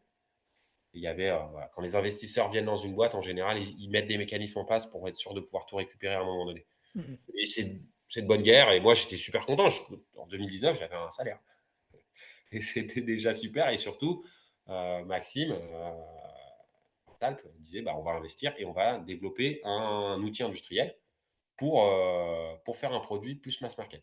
Et donc c'est là où, on a commencé à travailler sur le projet de Slades, qui a failli s'appeler Macadam, je crois, qui a eu failli s'appeler plusieurs noms. Et du coup, le but, c'était de créer notre propre paire de chaussures qui intègre le système mécanique dès sa fabrication avec un objectif à 200 euros. On voulait que ça coûte 200 euros prix public. Donc, objectif que ce soit plus accessible en termes de prix et que ce soit plus accessible aussi géographiquement, puisque Flanners ne dégage pas assez de marge pour que ce soit revendu à des magasins. En plus, on n'a pas le droit de revendre même si on est des Veja, même si on bosse avec Veja, on a le droit de les vendre à des particuliers, mais pas à des marques, pas à des entreprises. Donc, ce modèle-là, il n'est pas possible en B2B hors collab, hors où c'est les marques qui viennent avec leurs chaussures pour faire ça. Et donc, du coup, si on crée notre propre marque de chaussures, bah là, on peut la vendre au magasin. Donc, le but, c'était d'arriver à quelque chose qui a un coût de revient bien moindre et qui soit produit en plus grande quantité. Donc, on a investi dans un outil industriel, plusieurs centaines de milliers d'euros, dans des moules d'injection pour les semelles, dans des outils à suivre pour les pièces méca, etc. Le Et donc, RP on a aussi. quoi? Le RP aussi. Le RP aussi, puisqu'on a rejoint le RP du groupe Portable, on est passé sur Business Central. Grosse usine à gaz, mais c'est bien mieux que nos tableurs où on gérait toute la production auparavant. Et du coup, ouais, on a fait Slade. Et Vous êtes arrivé dans une approche qui était un petit peu plus industrielle ouais, ouais, ouais, par parce que rapport à là, du la... coup, on maîtrise la chaîne de production. On voulait que ce soit compatible et on est toujours très fiers de voir des gens qui arrivent avec leur paire de l'époque du Kickstarter et qui se reprennent des nouvelles chaussures, etc. Là, on parle de business, du coup, dans notre modèle économique, il y a la récurrence, parce que les gens reviennent nous voir pour avoir des nouvelles chaussures. Ça, c'est important dans le business que les gens reviennent. C'est vrai qu'il y a un point qu'on n'a pas trop abordé, qui est quand même hyper important par rapport à Flanners, c'est les valeurs qu'il y a autour. Moi, le souvenir de la marque, en tout cas de ce que j'ai sur la communication qui a été faite, et même dans votre manière de faire, c'est du produit qui est fabriqué en France pour l'essentiel, ou avec des pièces européennes, Ouais. de l'entrepreneuriat social avec des personnes soit en réintégration, soit en difficulté, soit avec du handicap. Ça, c'est des choses qui étaient importantes pour vous. C'était important. C'est vrai, on essaye d'y tendre. Après, je vais nuancer un petit peu parce que sur Slades ou sur Flanners, tu vois, il y avait de la roue crypto. Aujourd'hui, on a nos roues Flanners, mais qui sont faites aussi par Bravo Sport, donc en Thaïlande. On a du roulement chinois. Donc, on essaye. Ouais, toutes les pièces méca sont faites en France. La transformation de chaussures, c'est fait en France. Slade, c'est fait au Portugal, mais toutes les pièces méca, elles viennent de France. Après, les roues, les roulements et les platines, ça vient du même fournisseur que Riddle, Powerslide. On a tous le même fournisseur en Chine. Donc, voilà. Oui, mais il y a une contrainte, c'est le prix derrière. Parce que si tu fais un patin 100% européen, bah, tu vas mettre des roues Rollline et qui coûtent 8 euros pièce. Et du coup, c'est difficile d'avoir quelque chose d'accessible.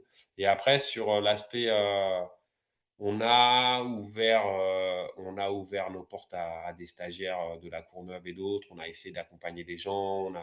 On a embauché des gens issus de l'école de la deuxième chance, qui est un parcours pour retrouver le monde professionnel, etc.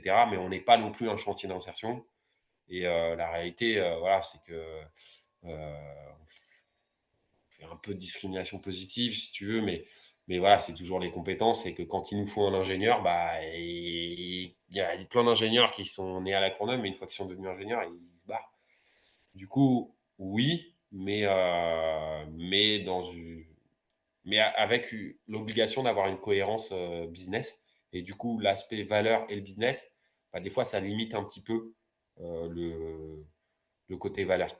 Tu vois. Mhm. Et je vais te dire, quand 50% de nos produits ils partent aux États-Unis, ils partent en avion là-bas.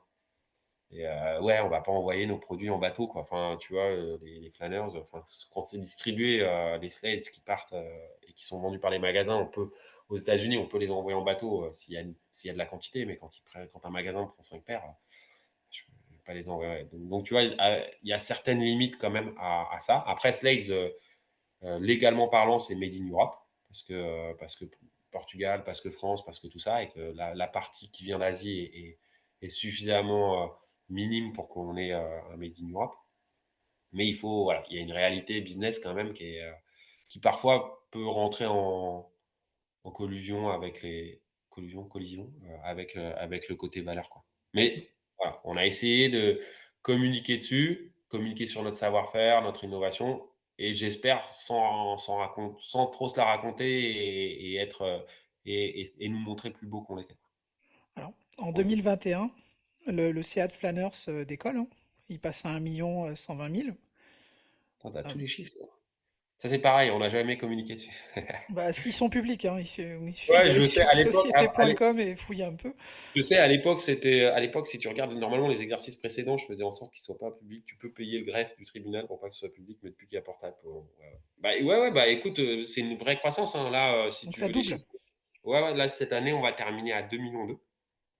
Et du coup, c'est top. Mais je te cache pas qu'au niveau de la rentabilité, c'est toujours compliqué.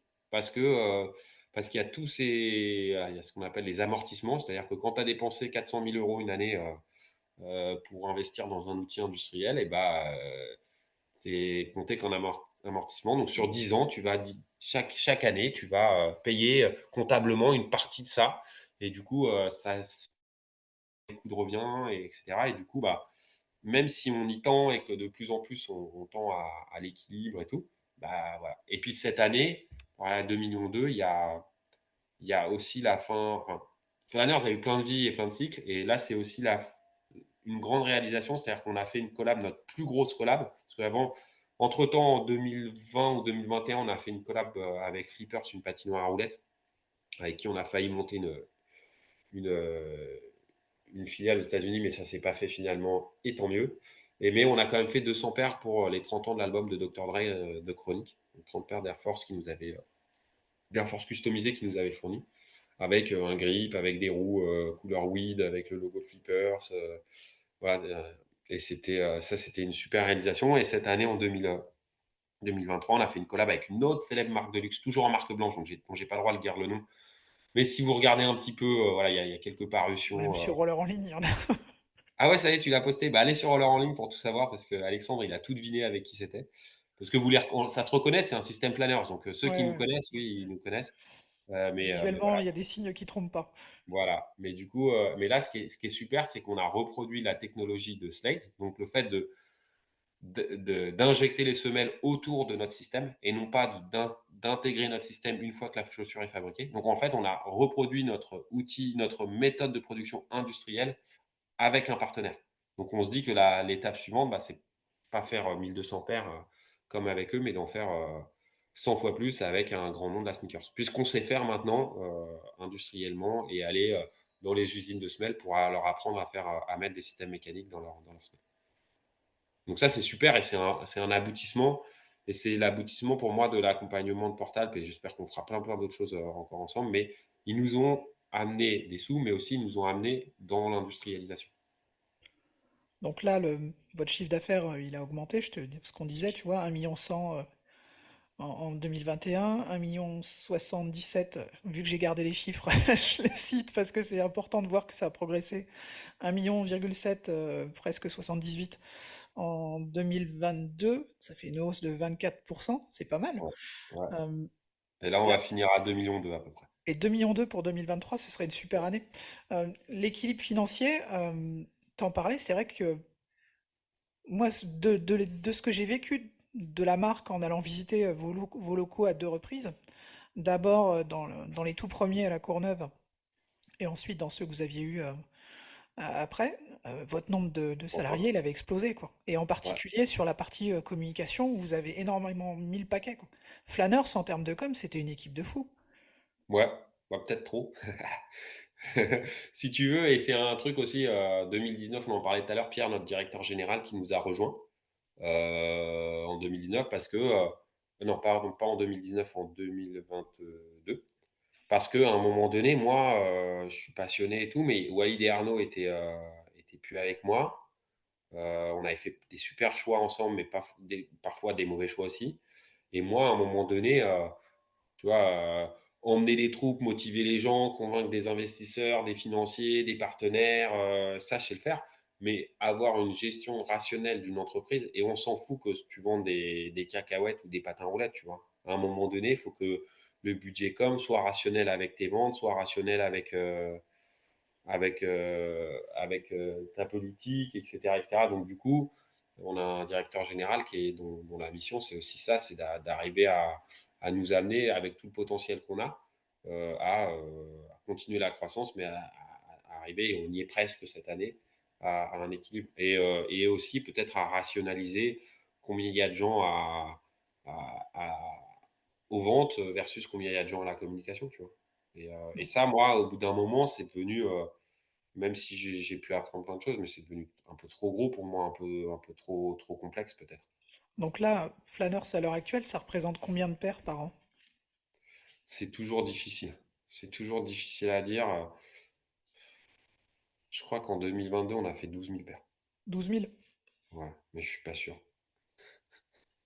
Ouais, Je suis donc pas déjà, vous avez multiplié par 12 par rapport à la première, enfin, à la dernière fois qu'on en a parlé. Ouais, non, mais bien sûr, ça progresse. Et je t'avoue que, bah, il y a le covid, hein, le boom du roller, on l'a senti en France, aux États-Unis, dans le monde entier, 2021, tous les marchands de rollers ont explosé les scores ils te parleront, si tu échanges un peu, tu pourras parler avec eux de la deuxième partie de 2023. C'est dur. Là, le marché, il est moins dynamique. Je pense qu'il y a toujours plein de pratiquants et de plus de pratiquants, mais il y a eu tellement de patins, il y en a tellement d'occasions et tout. C'est-à-dire, tu paies, moi, je devrais pas le dire, mais on, on est entre nous. Mais voilà, si tu veux une paire de flâneurs, va sur Vinted, hein, tu vas trouver des trucs neufs moins chers, quoi, tu vois. Alors moi, perso, j'en ai deux, des paires de Flâneurs, Ouais, ça va. Non, mais quand je dis qui tu, mais tournent enfin, bien, mais effectivement, pour les auditeurs, si vous les trouvez peut-être sur les sites de bah, revente là, on a fait d'occasion. une petite braderie aussi, il y a pas longtemps. On a vendu, des protos, des paires d'essais. C'était cool. On a ressorti plein de trucs des placards, qui étaient pas vendables neufs, mais du coup, il y a plein de gens qui ont pu, faire l'achat de trucs, qui étaient tout à fait fonctionnels, mais avec, une petite trace, d'usure ou de choses comme ça et du coup, c'est cool voilà, moi, je suis démocratiser la pratique du roller, c'est aussi on parlait des valeurs, mais voilà, se déplacer sans polluer, avec du fun, en pratiquant une activité sportive, c'est ça le cœur de notre produit. C'est un produit qui est fait, alors tu peux faire un peu de saut, tu peux faire un peu de danse, tu peux faire un peu de pratique, mais c'est pas un patin sport, c'est un patin loisir, c'est un patin déplacement et enfin, je te dis pas la première fois avec Arnaud quand on a croisé notre premier client, et je te parle pas dans une roller party qu'on organisait nous, parce que ça c'était de la triche. Le premier client que tu croises dans la rue, tu as une fierté de fou. Et là, je peux te dire que maintenant, au moment où on fait l'interview et au moment où le mec il va écouter ton interview, il y a quelqu'un qui est en train de se la kiffer dans le monde avec une paire de flâneurs et qui va déclipser devant un vigile, devant un magasin et que le mec il va faire waouh, mais c'est super ton truc. Ouais, je l'ai fait pendant de très nombreux mois sur les stations de tram à Bordeaux, et c'est vrai qu'une fois sur deux, tu te fais alpaguer par quelqu'un qui soit vient de dire ouais, c'est trop bien le système, soit de te dire ah, j'ai fait du roller il y a 20 ans. Ouais. Donc ouais, il y a un côté où ça permet des rencontres. De manière, le roller permet des rencontres. Je raccroche le Vélib et je fais les 500 derniers mètres entre la station de Vélib ou là où je vais en flâneur, tu vois, ça sert pour faire 5 bornes. Bon, tu vas suer, donc vaut mieux le faire quand Intermodalité, ouais. voilà, vaut mieux le faire le soir quand tu rentres chez toi, les 5-6 bornes. Mais si tu as 500 mètres à faire parce que tu as un coup de speed, que tu es en retard et tout, ça marche vachement bien. Donc moi, je les ai toujours sur moi et ça me permet de passer du métro au Vélib, au Uber, au tout ce que tu veux et à pas rater des avions dans les aéroports. J'ai déjà aussi Ouais, ça réussi j'ai à fait avoir. aussi, ouais, avec la valise derrière à tracter à Ouais. fond la caisse. Ouais. Ça, c'est cool, tu vois, et d'avoir toutes les histoires de gens qui te racontent ce qu'ils font avec leurs produits, de voir les gens qui déclipsent complètement ou qui éclipsent complètement de manière pas académique, et nous, on essaye de leur apprendre une manière, mais eux, ils ont inventé une autre manière de le faire. Ceux qui décorent, les lumières, des trucs, enfin, des mecs qui ont fait d'autres systèmes sur nos systèmes. Enfin, c'est hyper satisfaisant de voir la manière dont les gens ont fait. Il se l'approprie. Ouais, ils se l'approprient. Il y a plein de gens qui nous disaient: «Ouais, c'était mon rêve de gamin», tu vois? Et c'est hyper valorisant quand tu entends ça, de dire: «Ouais, tu as réalisé mon rêve de gamin». Bah, j'avais le même et on était plein à l'avoir. C'est aussi pour ça qu'on en a déjà parlé, mais il y a pas on ne revendique pas une idée, tu vois? C'est inhérent au patin. Ça se détache le patin, enfin, tu vois? Ou ça se détache pas, mais en tout cas, ça peut se détacher. et de voir que les gens, ouais, se l'approprient, ils l'utilisent, te témoignent le plaisir qu'ils ont d'aller au boulot, ou de gagner du temps, ou les rencontres qu'ils ont fait avec, c'est vraiment, vraiment, là, c'est pour le coup, moi, pour moi, qui suis, le business, il est hyper important, mais ça fait 12 ans qu'on court après cette rentabilité et tout. Mais à côté de ça, il y a plein d'autres objets de satisfaction. Et le fait, voilà, des gens qui patinent avec, c'est vraiment un kiff.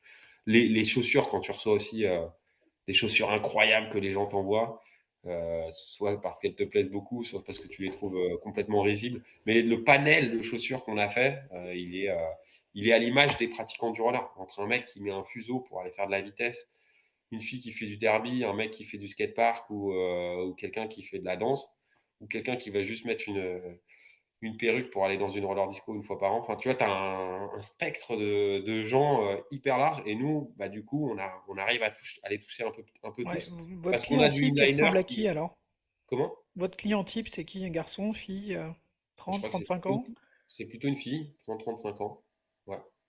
On a plus bah, on ne sait pas exactement à qui on vend, enfin, tu vois, dans les magasins et tout, mais on voit ça par les tailles, les pointures. Donc, si notre client il fait du 39, le gros de notre client. Beaucoup en Et, taille M alors. Je vais ouais, pouvoir. ouais, c'est ça. C'est bien. Et du coup, et on voit aussi sur les réseaux sociaux, tu vois, Instagram, c'est 70% de followers. Je sais pas si on dit comme ça, mais voilà, donc du coup, ouais, et puis bah, c'est toute cette mouvance derby avec la danse qui a suivi, qui a amené beaucoup plus de filles que quand j'étais ado et qu'on se butait à la défense au Troca et autres et qu'on faisait du saut, quoi. Où il y avait des filles, mais mais elles étaient beaucoup moins nombreuses et souvent elles étaient très très fortes parce que c'était aussi un moyen d'exister et de se faire respecter. C'était le niveau. Comment tu vois l'avenir de la marque, toi? Bah écoute, je pense que tu vois, on en parlait. Nous, on est une solution de mobilité pour des acteurs qui sont pas dans la mobilité. Tu vois, quand on fait des marques de luxe, quand on fait Veja, quand on fait ces trucs-là, bah grâce à nous, ils peuvent avoir un autre marché. On leur propose quelque chose d'innovant, etc. Donc, de dupliquer la Techno Slides avec une grosse marque de chaussures, je pense que c'est quelque chose c'est quelque chose qu'on essaye de faire. Voilà. Après, on a d'autres projets avec d'autres marques de rollers. Donc, les collabs, tu vois, c'est quelque chose qui est hyper important. Donc, on a deux projets en ce moment avec une marque américaine et une marque française. Des produits qui sont en développement, toujours dans le détachable, parce que c'est ce qu'on sait faire, mais pourquoi pas, voilà, pour diversifier un petit peu l'offre.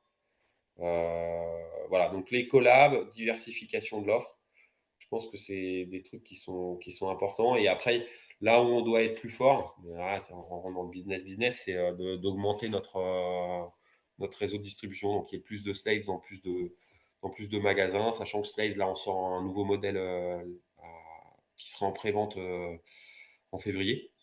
Et on va essayer d'avoir des nouveaux modèles régulièrement pour, comme les gens, ils renouvellent leur paire et puis pour créer de la nouveauté. Donc ouais, collab et puis diversification, toujours du patin, mais toujours du déclipsable, mais peut-être avec voilà, d'autres possibilités pour continuer à séduire d'autres clients. On a des inliners qui viennent au quad par notre biais, parce qu'il y a, voilà, il y a les doupes, il y a les jadots, mais c'est quand même très volumineux et plus contraignant à mettre, à enlever et tout. Donc aujourd'hui, on arrive à toucher un spectre large, mais je pense qu'en développant d'autres produits, on pourra être. Voilà, je parlais du fait qu'on fasse marcher les gens qui roulent.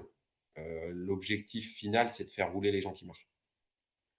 Donc voilà, il y a l'apprentissage du patin, c'est pas si évident. On essaye de réfléchir aussi à des choses avec l'IA pour essayer d'accompagner l'apprentissage plus facilement. Donc voilà, continuer à démocratiser cette pratique. Et tu vois, si on fait une grosse collab avec une grosse marque, qu'on arrive à sortir des prix vraiment compétitifs, accessibles, je pense qu'on pourra essayer de faire. Enfin, ça nous permettra de faire un chemin vers d'avoir encore plus de produits, plus de gens qui roulent et qui marchent, quoi. Je te Voilà, propose de clore le chapitre flâneurs et puis de ouais, consacrer les 5-10 minutes qui nous restent ça roule. à la partie associative. Ouais, En parallèle de flâneurs, effectivement, vous avez créé une asso. Ouais, avec laquelle notamment vous organisez des soirées, mais il n'y a pas que ouais. ça, j'imagine. Non, il y a pas que ça et puis je sais que je parle beaucoup, hein. Désolé, tu vas devoir faire un gros montage, mais voilà, je suis passionné, donc du coup, j'y vais. Je vais juste revenir un tout petit peu en arrière. Bah, du coup, il y a ce New York, je recommence à patiner, je découvre, Central Park, les danseurs. Après, je rentre en France, avec ce projet de monter l'entreprise et puis, j'ai envie de danser, moi, c'est après avoir fait du saut et de la rampe, c'est la pratique qui me plaît parce que, voilà, j'aime danser à pied aussi et du coup, je me rapproche, de Gossip Skate, parce qu'à l'époque, ils étaient à la main jaune. Ils avaient réouvert avec le collectif La Main, ils avaient réouvert La Main Jaune et donc je vais prendre des cours avec Jean-Marc Gravier, qui a le même nom de famille que moi. Il y a eu des rumeurs qui couraient comme quoi on était mariés. Non, ce n'est ni mon frère ni mon mari. C'est quelqu'un qui m'a mis le pied à l'étrier de la danse et envers qui je suis extrêmement reconnaissant parce qu'il m'a appris beaucoup de techniques. Il m'a fait découvrir les événements roller. La deuxième édition de Barcelone, j'y étais. Enfin, c'était même pas le festival encore, hein, c'était une rencontre de patineurs. Donc la deuxième année, c'est Jean-Marc qui m'a emmené. C'est lui qui m'a fait rencontrer les Anglais, Skate Liza, les NC, etc., etc. Et, cetera, et du coup, voilà, il m'a vraiment introduit dans ce milieu-là. Laurence, qui nous a rejoint aussi. Et en gros, je prends un ou deux cours et Jean-Marc, il me dit, mais en fait, on revient au Crésilec que je savais déjà faire. Il me dit, non, non, mais toi, tu as arrêté cours. Donc, ma carte de 10 cours de Gossip, Marjorie, si tu peux me la rembourser, parce que j'en ai pris que deux. Voilà. Ou sinon, on se considère ça comme un don à l'assaut. Et du coup, après, bah, j'ai rejoint la troupe Skate Express. Donc, j'ai dansé avec Jean-Marc, Laurence, un peu avec Marjo, avec Chloé aussi. Et donc, des super rencontres. Et puis moi, tu vois, patineur un peu polyvalent, mais pas expert, bah, tu vois, j'étais avec la crème de la crème quand même, quoi. Donc là, je remets un petit peu le contexte parce que c'est des personnes qu'on a déjà eu au micro. Ouais. Pas Donc, Jean-Marc encore, si? non, pas encore, Jean-Marc. Pas encore, ni Laurence. Ça viendra. Mais Ça viendra. Chloé et Marjorie, ouais, et Ouais. c'était super de les Donc écouter. Chloé Cérès, à laquelle on a consacré donc un balado roller en 3 épisodes. D'abord sur sa partie slalom, après sa partie derby, après sa partie dance. Ouais, Marjorie, effectivement, pour tout le travail qu'elle a pu faire, enfin ses titres nombreux et variés en descente notamment ou en skate cross. ouais. Donc ouais, des personnes Et qui elle vient sont d'être décorée, je crois que c'est par, je sais plus par la par mairie de qui, Paris, je crois. J'ai vu passer un ouais, truc. pour son action associative. Donc Ouais. bravo à elle, parce qu'elle fait un vrai travail de terrain depuis très longtemps maintenant, auprès de public aussi handicapé, en difficulté et tout. Donc elle œuvre vraiment, vraiment beaucoup pour la pratique après avoir été elle une super après en étant en plus une super patineuse titrée comme tu disais. Donc bravo à elle. Ouais. Ouais, donc Et voilà, du coup, la troupe Skate voilà. Express, donc avec ces La troupe personnes-là, Skate Jean-Marc Express, comme je Gravier. le disais sur la partie Flanners, bah, ça me fait bouffer et des fois ça me permet aussi de payer les salariés de l'entreprise Flanners, donc je mets tous mes œufs dans le même panier. Et puis avec Flanners, on commence à organiser des roller parties pour promouvoir nos produits. Donc en 2016, on fait la première dans un hôtel 5 étoiles à Paris, l'hôtel Renaissance avenue Wagram. C'est des partenariats qu'on arrivait à tisser comme ça. Et on en fait plusieurs, toujours pour promouvoir nos produits. Et puis, on commence à être vu comme des experts en organisation de roller party. On fait l'acquisition petit à petit d'un stock de patins de prêt. Donc, on commence à organiser des événements depuis, je crois, 2010. 2016, c'est nos premières roller parties, mais 2017-2018, on commence à en faire pour des comités d'entreprise, des boîtes de communication, etc., etc. Et en parallèle, on a plein de clients qui nous disent ouais, mais moi, je veux des cours. Et en même temps, on a ce côté entreprise et on n'en a pas parlé dans les valeurs, mais on finançait, parce que ça fait quelques temps qu'on n'a pas fait notre chèque, on finançait, et ben maintenant, ça y est, le nom me sort de l'esprit, une asso qui fait de la qui fait de la cartographie pour l'accessibilité des villes pour les gens à mobilité urbaine, à mobilité réduite et qui en plus fait des balades roller, Ah, Mobile en genre ville. mobile en ville qu'on finançait. Donc il y avait ça, mais on avait ce côté où nous aussi, on voulait avoir notre dimension culturelle, sociale, loisirs, etc. Donc à la fois, moi, j'avais pas le temps de m'occuper de toutes les demandes d'événements qu'on avait. On voulait mettre en place des cours. On voulait avoir des actions un peu plus sociales et culturelles. Et du coup, pendant le Covid, ma femme, donc elle, ancienne sportive de haut niveau et championne de France, et entraîneur de patinage artistique. Elle était au chômage partiel. Elle bossait à 10% pendant le Covid. Donc, elle avait du temps et du coup, on s'est dit: «Bah, on va monter l'association Flâneurs Roller Skating Club adossée à l'entreprise». Donc, c'est un peu en vase communicant parce que l'entreprise sert l'asso et l'asso sert l'entreprise. La crédibilité de l'entreprise sert l'asso pour, quand on fait des rollers parties pour L'Oréal ou, Adidas, Gucci ou Arte ou d'autres structures comme ça. Et en même temps, bah, les événements faits par l'asso, servent l'entreprise. Mais du coup, on a pu mettre en place, des cours qui ont lieu toutes les semaines l'année dernière, c'était à Pantin. Cette année, il faut que je communique dessus, mais on a enfin un lieu, ce sera dans le 18e. On n'a pas réussi à avoir de gymnase pour développer des cours d'artistique, mais on n'en dément pas. Et on a aussi un événement qui s'appelle Rendez-vous in Paris, alors on va dire festival, mais dans les roller parties, aux États-Unis, ils appellent ça plutôt National Skate Party. Donc c'est 3 jours, entre 3 et 5 jours où il y a des roller parties, des workshops où on fait venir des profs des États-Unis, d'Angleterre et d'ailleurs, des DJ qu'on fait venir pareil, États-Unis, Angleterre. L'année dernière, on avait quelqu'un de Dubaï aussi. On fait une conférence aussi chaque année à laquelle j'espère que tu participeras à celle de cette année là. Ça a lieu au mois de juin. Ouais. On essaye de faire en sorte que ce soit des tout petits prix comparé aux autres événements. Mais je trouve ça super que d'autres événements en roller soient chers parce que ça veut dire qu'il y a un marché et que les gens sont prêts à dépenser de l'argent. Nous, on essaye de garder quelque chose d'accessible parce qu'on est dans un modèle économique plus de partenariat avec les lieux qui nous accueillent et parce qu'il n'y a que des bénévoles à l'association. À part Nadia qui s'occupe de tous les événements privés et qui est rémunérée pour son travail, c'est normal, et qui fait ça super bien en plus. Et voilà, et du coup, et quand on fait des trucs à Pantin, c'est gratuit pour les Pantinois. Quand on fait des trucs à la Courneuve, c'est gratuit pour les gens de la Courneuve. Donc voilà, là, on va faire une action aussi avec une autre asso qui fait du reconditionnement de sneakers pour reconditionner des patins, voilà, donc dans le quartier à Noisy-le-Sec. Donc voilà, là, on arrive à avoir quelque chose de plus, avec une dimension humaine plus forte encore que côté entreprise, parce qu'on a des contraintes financières qui sont bien moindres. Et que du coup, les événements privés, entre guillemets, quand on fait des roller parties, qu'on fait payer pour des clients, et ben, nous permettent de financer des choses qui rapportent pas d'argent, voire qu'en perdent, comme certaines roller parties, le festival. Et là, on va avoir 2 fois par mois des roller parties dans les anciennes galeries Montparnasse, Galerie Lafayette à Montparnasse. Donc là, c'est 3000 m², c'est un sol en bois. On a fait une au mois de décembre, on va en faire d'autres. Donc là, c'est cool, des événements récurrents et voilà. Et à côté de ça, bah, moi, développant ce goût pour la danse en roller, j'ai pas mal voyagé aussi dans des National Skate Party aux États-Unis. Donc Skateathon, qui est à Atlanta, Soul Skate Détroit. Chaque voyage aux États-Unis, je vais dans des patinoires à roulettes. Et du coup, voilà, on, on étend un peu cette discipline de danse en roller. Et je vais faire mon cher Alexandre. Petit point vocabulaire, roller dance, non, roller dance. Et bah, ça commence à peine à venir, mais en fait, les Américains, ils disent pas roller dance. Roller, ça veut dire rouleau.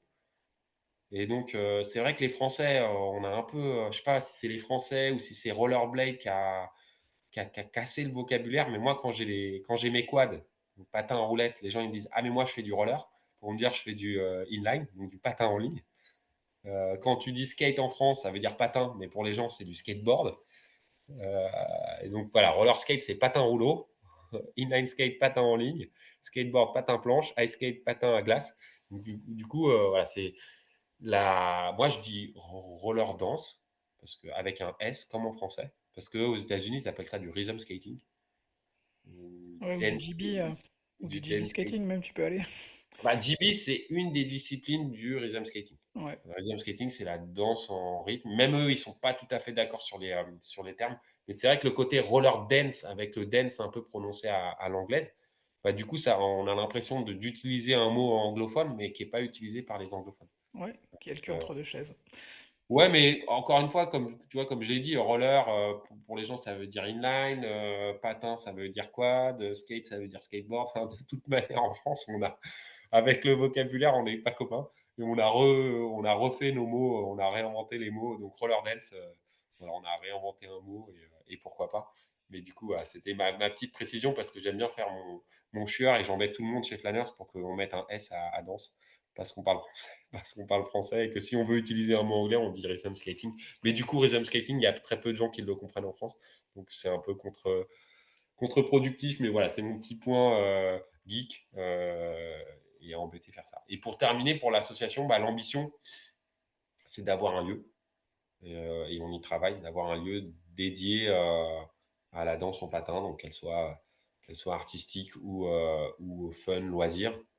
Et on espère pouvoir avoir ça. L'économie des patinoires à roulettes, c'est quelque chose de compliqué parce qu'il faut avoir de l'espace, il faut que ce soit pas cher et pas loin des villes. Donc du coup, il faut trouver un. C'est un peu, C'est voilà, il n'y a pas compliqué. de loyer pas cher près des villes avec des grands espaces, donc c'est un peu compliqué, mais il faut trouver, tu vois, à l'image de la démarche de l'entrepreneuriat en me disant, ouais, en France, il y a toutes les aides pour accompagner les entrepreneurs, parce qu'on a aussi eu des subventions, hein. On nous a donné de l'argent pour faire une entreprise, ce qui est quand même assez incroyable. On a fait des gros dossiers pour les avoir. Mais je me dis que voilà, pour accompagner cette pratique, en France, il y a un écosystème pour les gens qui ont des initiatives à vocation sportive, culturelle, loisirs, fun. C'est hyper sain. Euh, Tu vois, les danseurs, que ce soit à pied ou en l'air, ça ne boit pas beaucoup. Après, si ça boit, pourquoi pas. C'est tout âge, tout sexe. C'est hyper bienveillant quand tu vas dans une roller party. Tu as des gens qui sont super bons et si t'es pas bon, personne va t'embêter. Au contraire, on va être ravi que tu sois là parce que plus on est de fous, plus on rit, on a besoin de nouveaux. Donc tu vas avoir des gens qui vont t'aider. Et du coup, voilà, c'est pas non plus le pays des bisounours, hein. Il y a toujours des inimitiés, des clashs et j'en sais quelque chose. Mais du coup, voilà, je pense qu'il y a quelque chose à faire pour développer cette pratique. Il y a certaines patinoires aux États-Unis qui sont des patinoires un peu sur des modèles économiques type piscine, euh, donc qui sont pas forcément hyper rentables, mais qui rendent service à la communauté. Et du coup, je pense qu'il y a quelque chose à faire et c'est là où il y a l'ambition de l'asso pour pouvoir faire une petite école de champions du 93. euh, et de faire des roller parties cool et d'avoir toutes les stars qui viennent, puisqu'il y a plein de stars aux États-Unis qui patinent et qui trouvent ça cool, quoi. Ouais, bah il y avait l'ancien boxeur Floyd Mayweather qui avait racheté Ouais, il un a acheté un skating rink rink, notamment ouais, à à Las Vegas, pardon. ouais, j'y suis allé plusieurs fois parce qu'il y a pas mal de salons autour du roller. Donc je suis allé plusieurs fois dans son rink. Bon, lui, voilà, il n'y a pas super presse, il a quelques casseroles, mais en effet, il patine. Voilà, Usher, Mick Mill, Usher, Super Bowl l'année prochaine. Il y aura du roller au Super Bowl. C'est quand même l'événement avec la Coupe du Monde, un des événements les plus médiatisés au monde. Ouais. Je le sais, ça y est, je te le confirme. Ces danseurs le disent. Ils sont en train de répéter pour être au Super Bowl. Donc Une c'est choré roller pour le Super Bowl alors, avec ouais, Usher. voilà. Ah, c'est cool. Usher, c'est l'artiste qui fait la mi-temps. Et là, il avait sa résidence à Las Vegas. Il l'a même fait à Paris et tout. Ces danseurs sont venus à une petite session qu'on a fait d'ailleurs sur Paris dans un parking. Et voilà, et Super Bowl. Et le patin à chaque fois qu'il refait son show, parce qu'il le fait tout le temps évoluer, il prend de plus en plus de place. Au début, ils étaient sur deux chansons, maintenant ils sont quasiment tout le temps.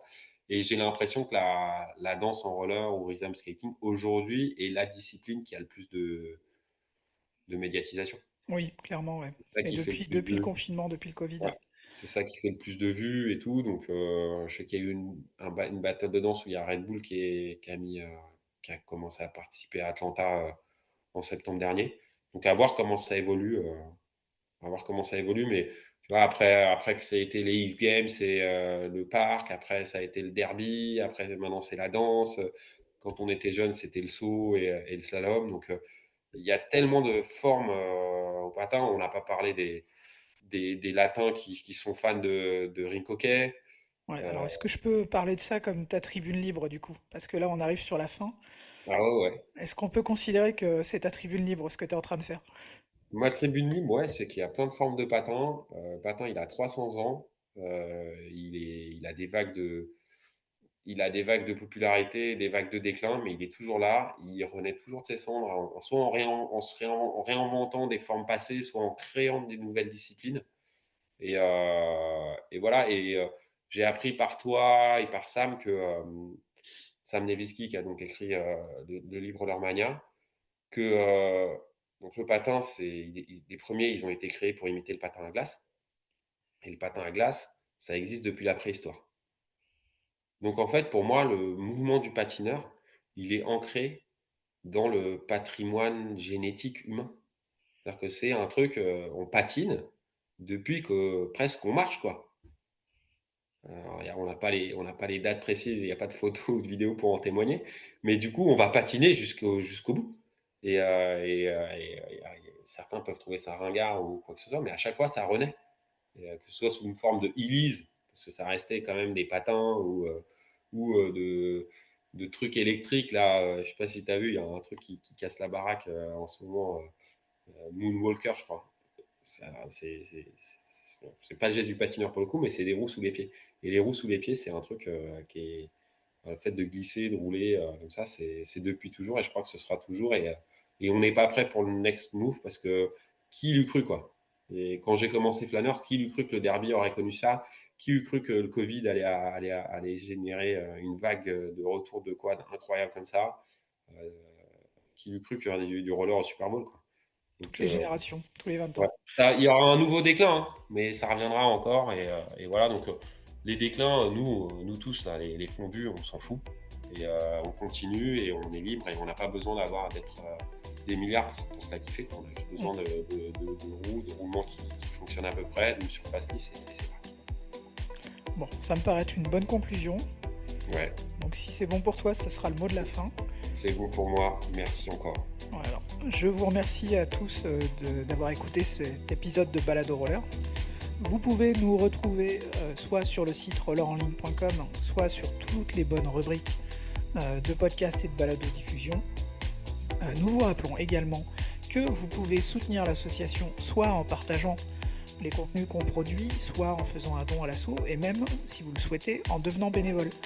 Donc, je vous remercie à tous, n'hésitez pas à nous contacter, à la prochaine fois.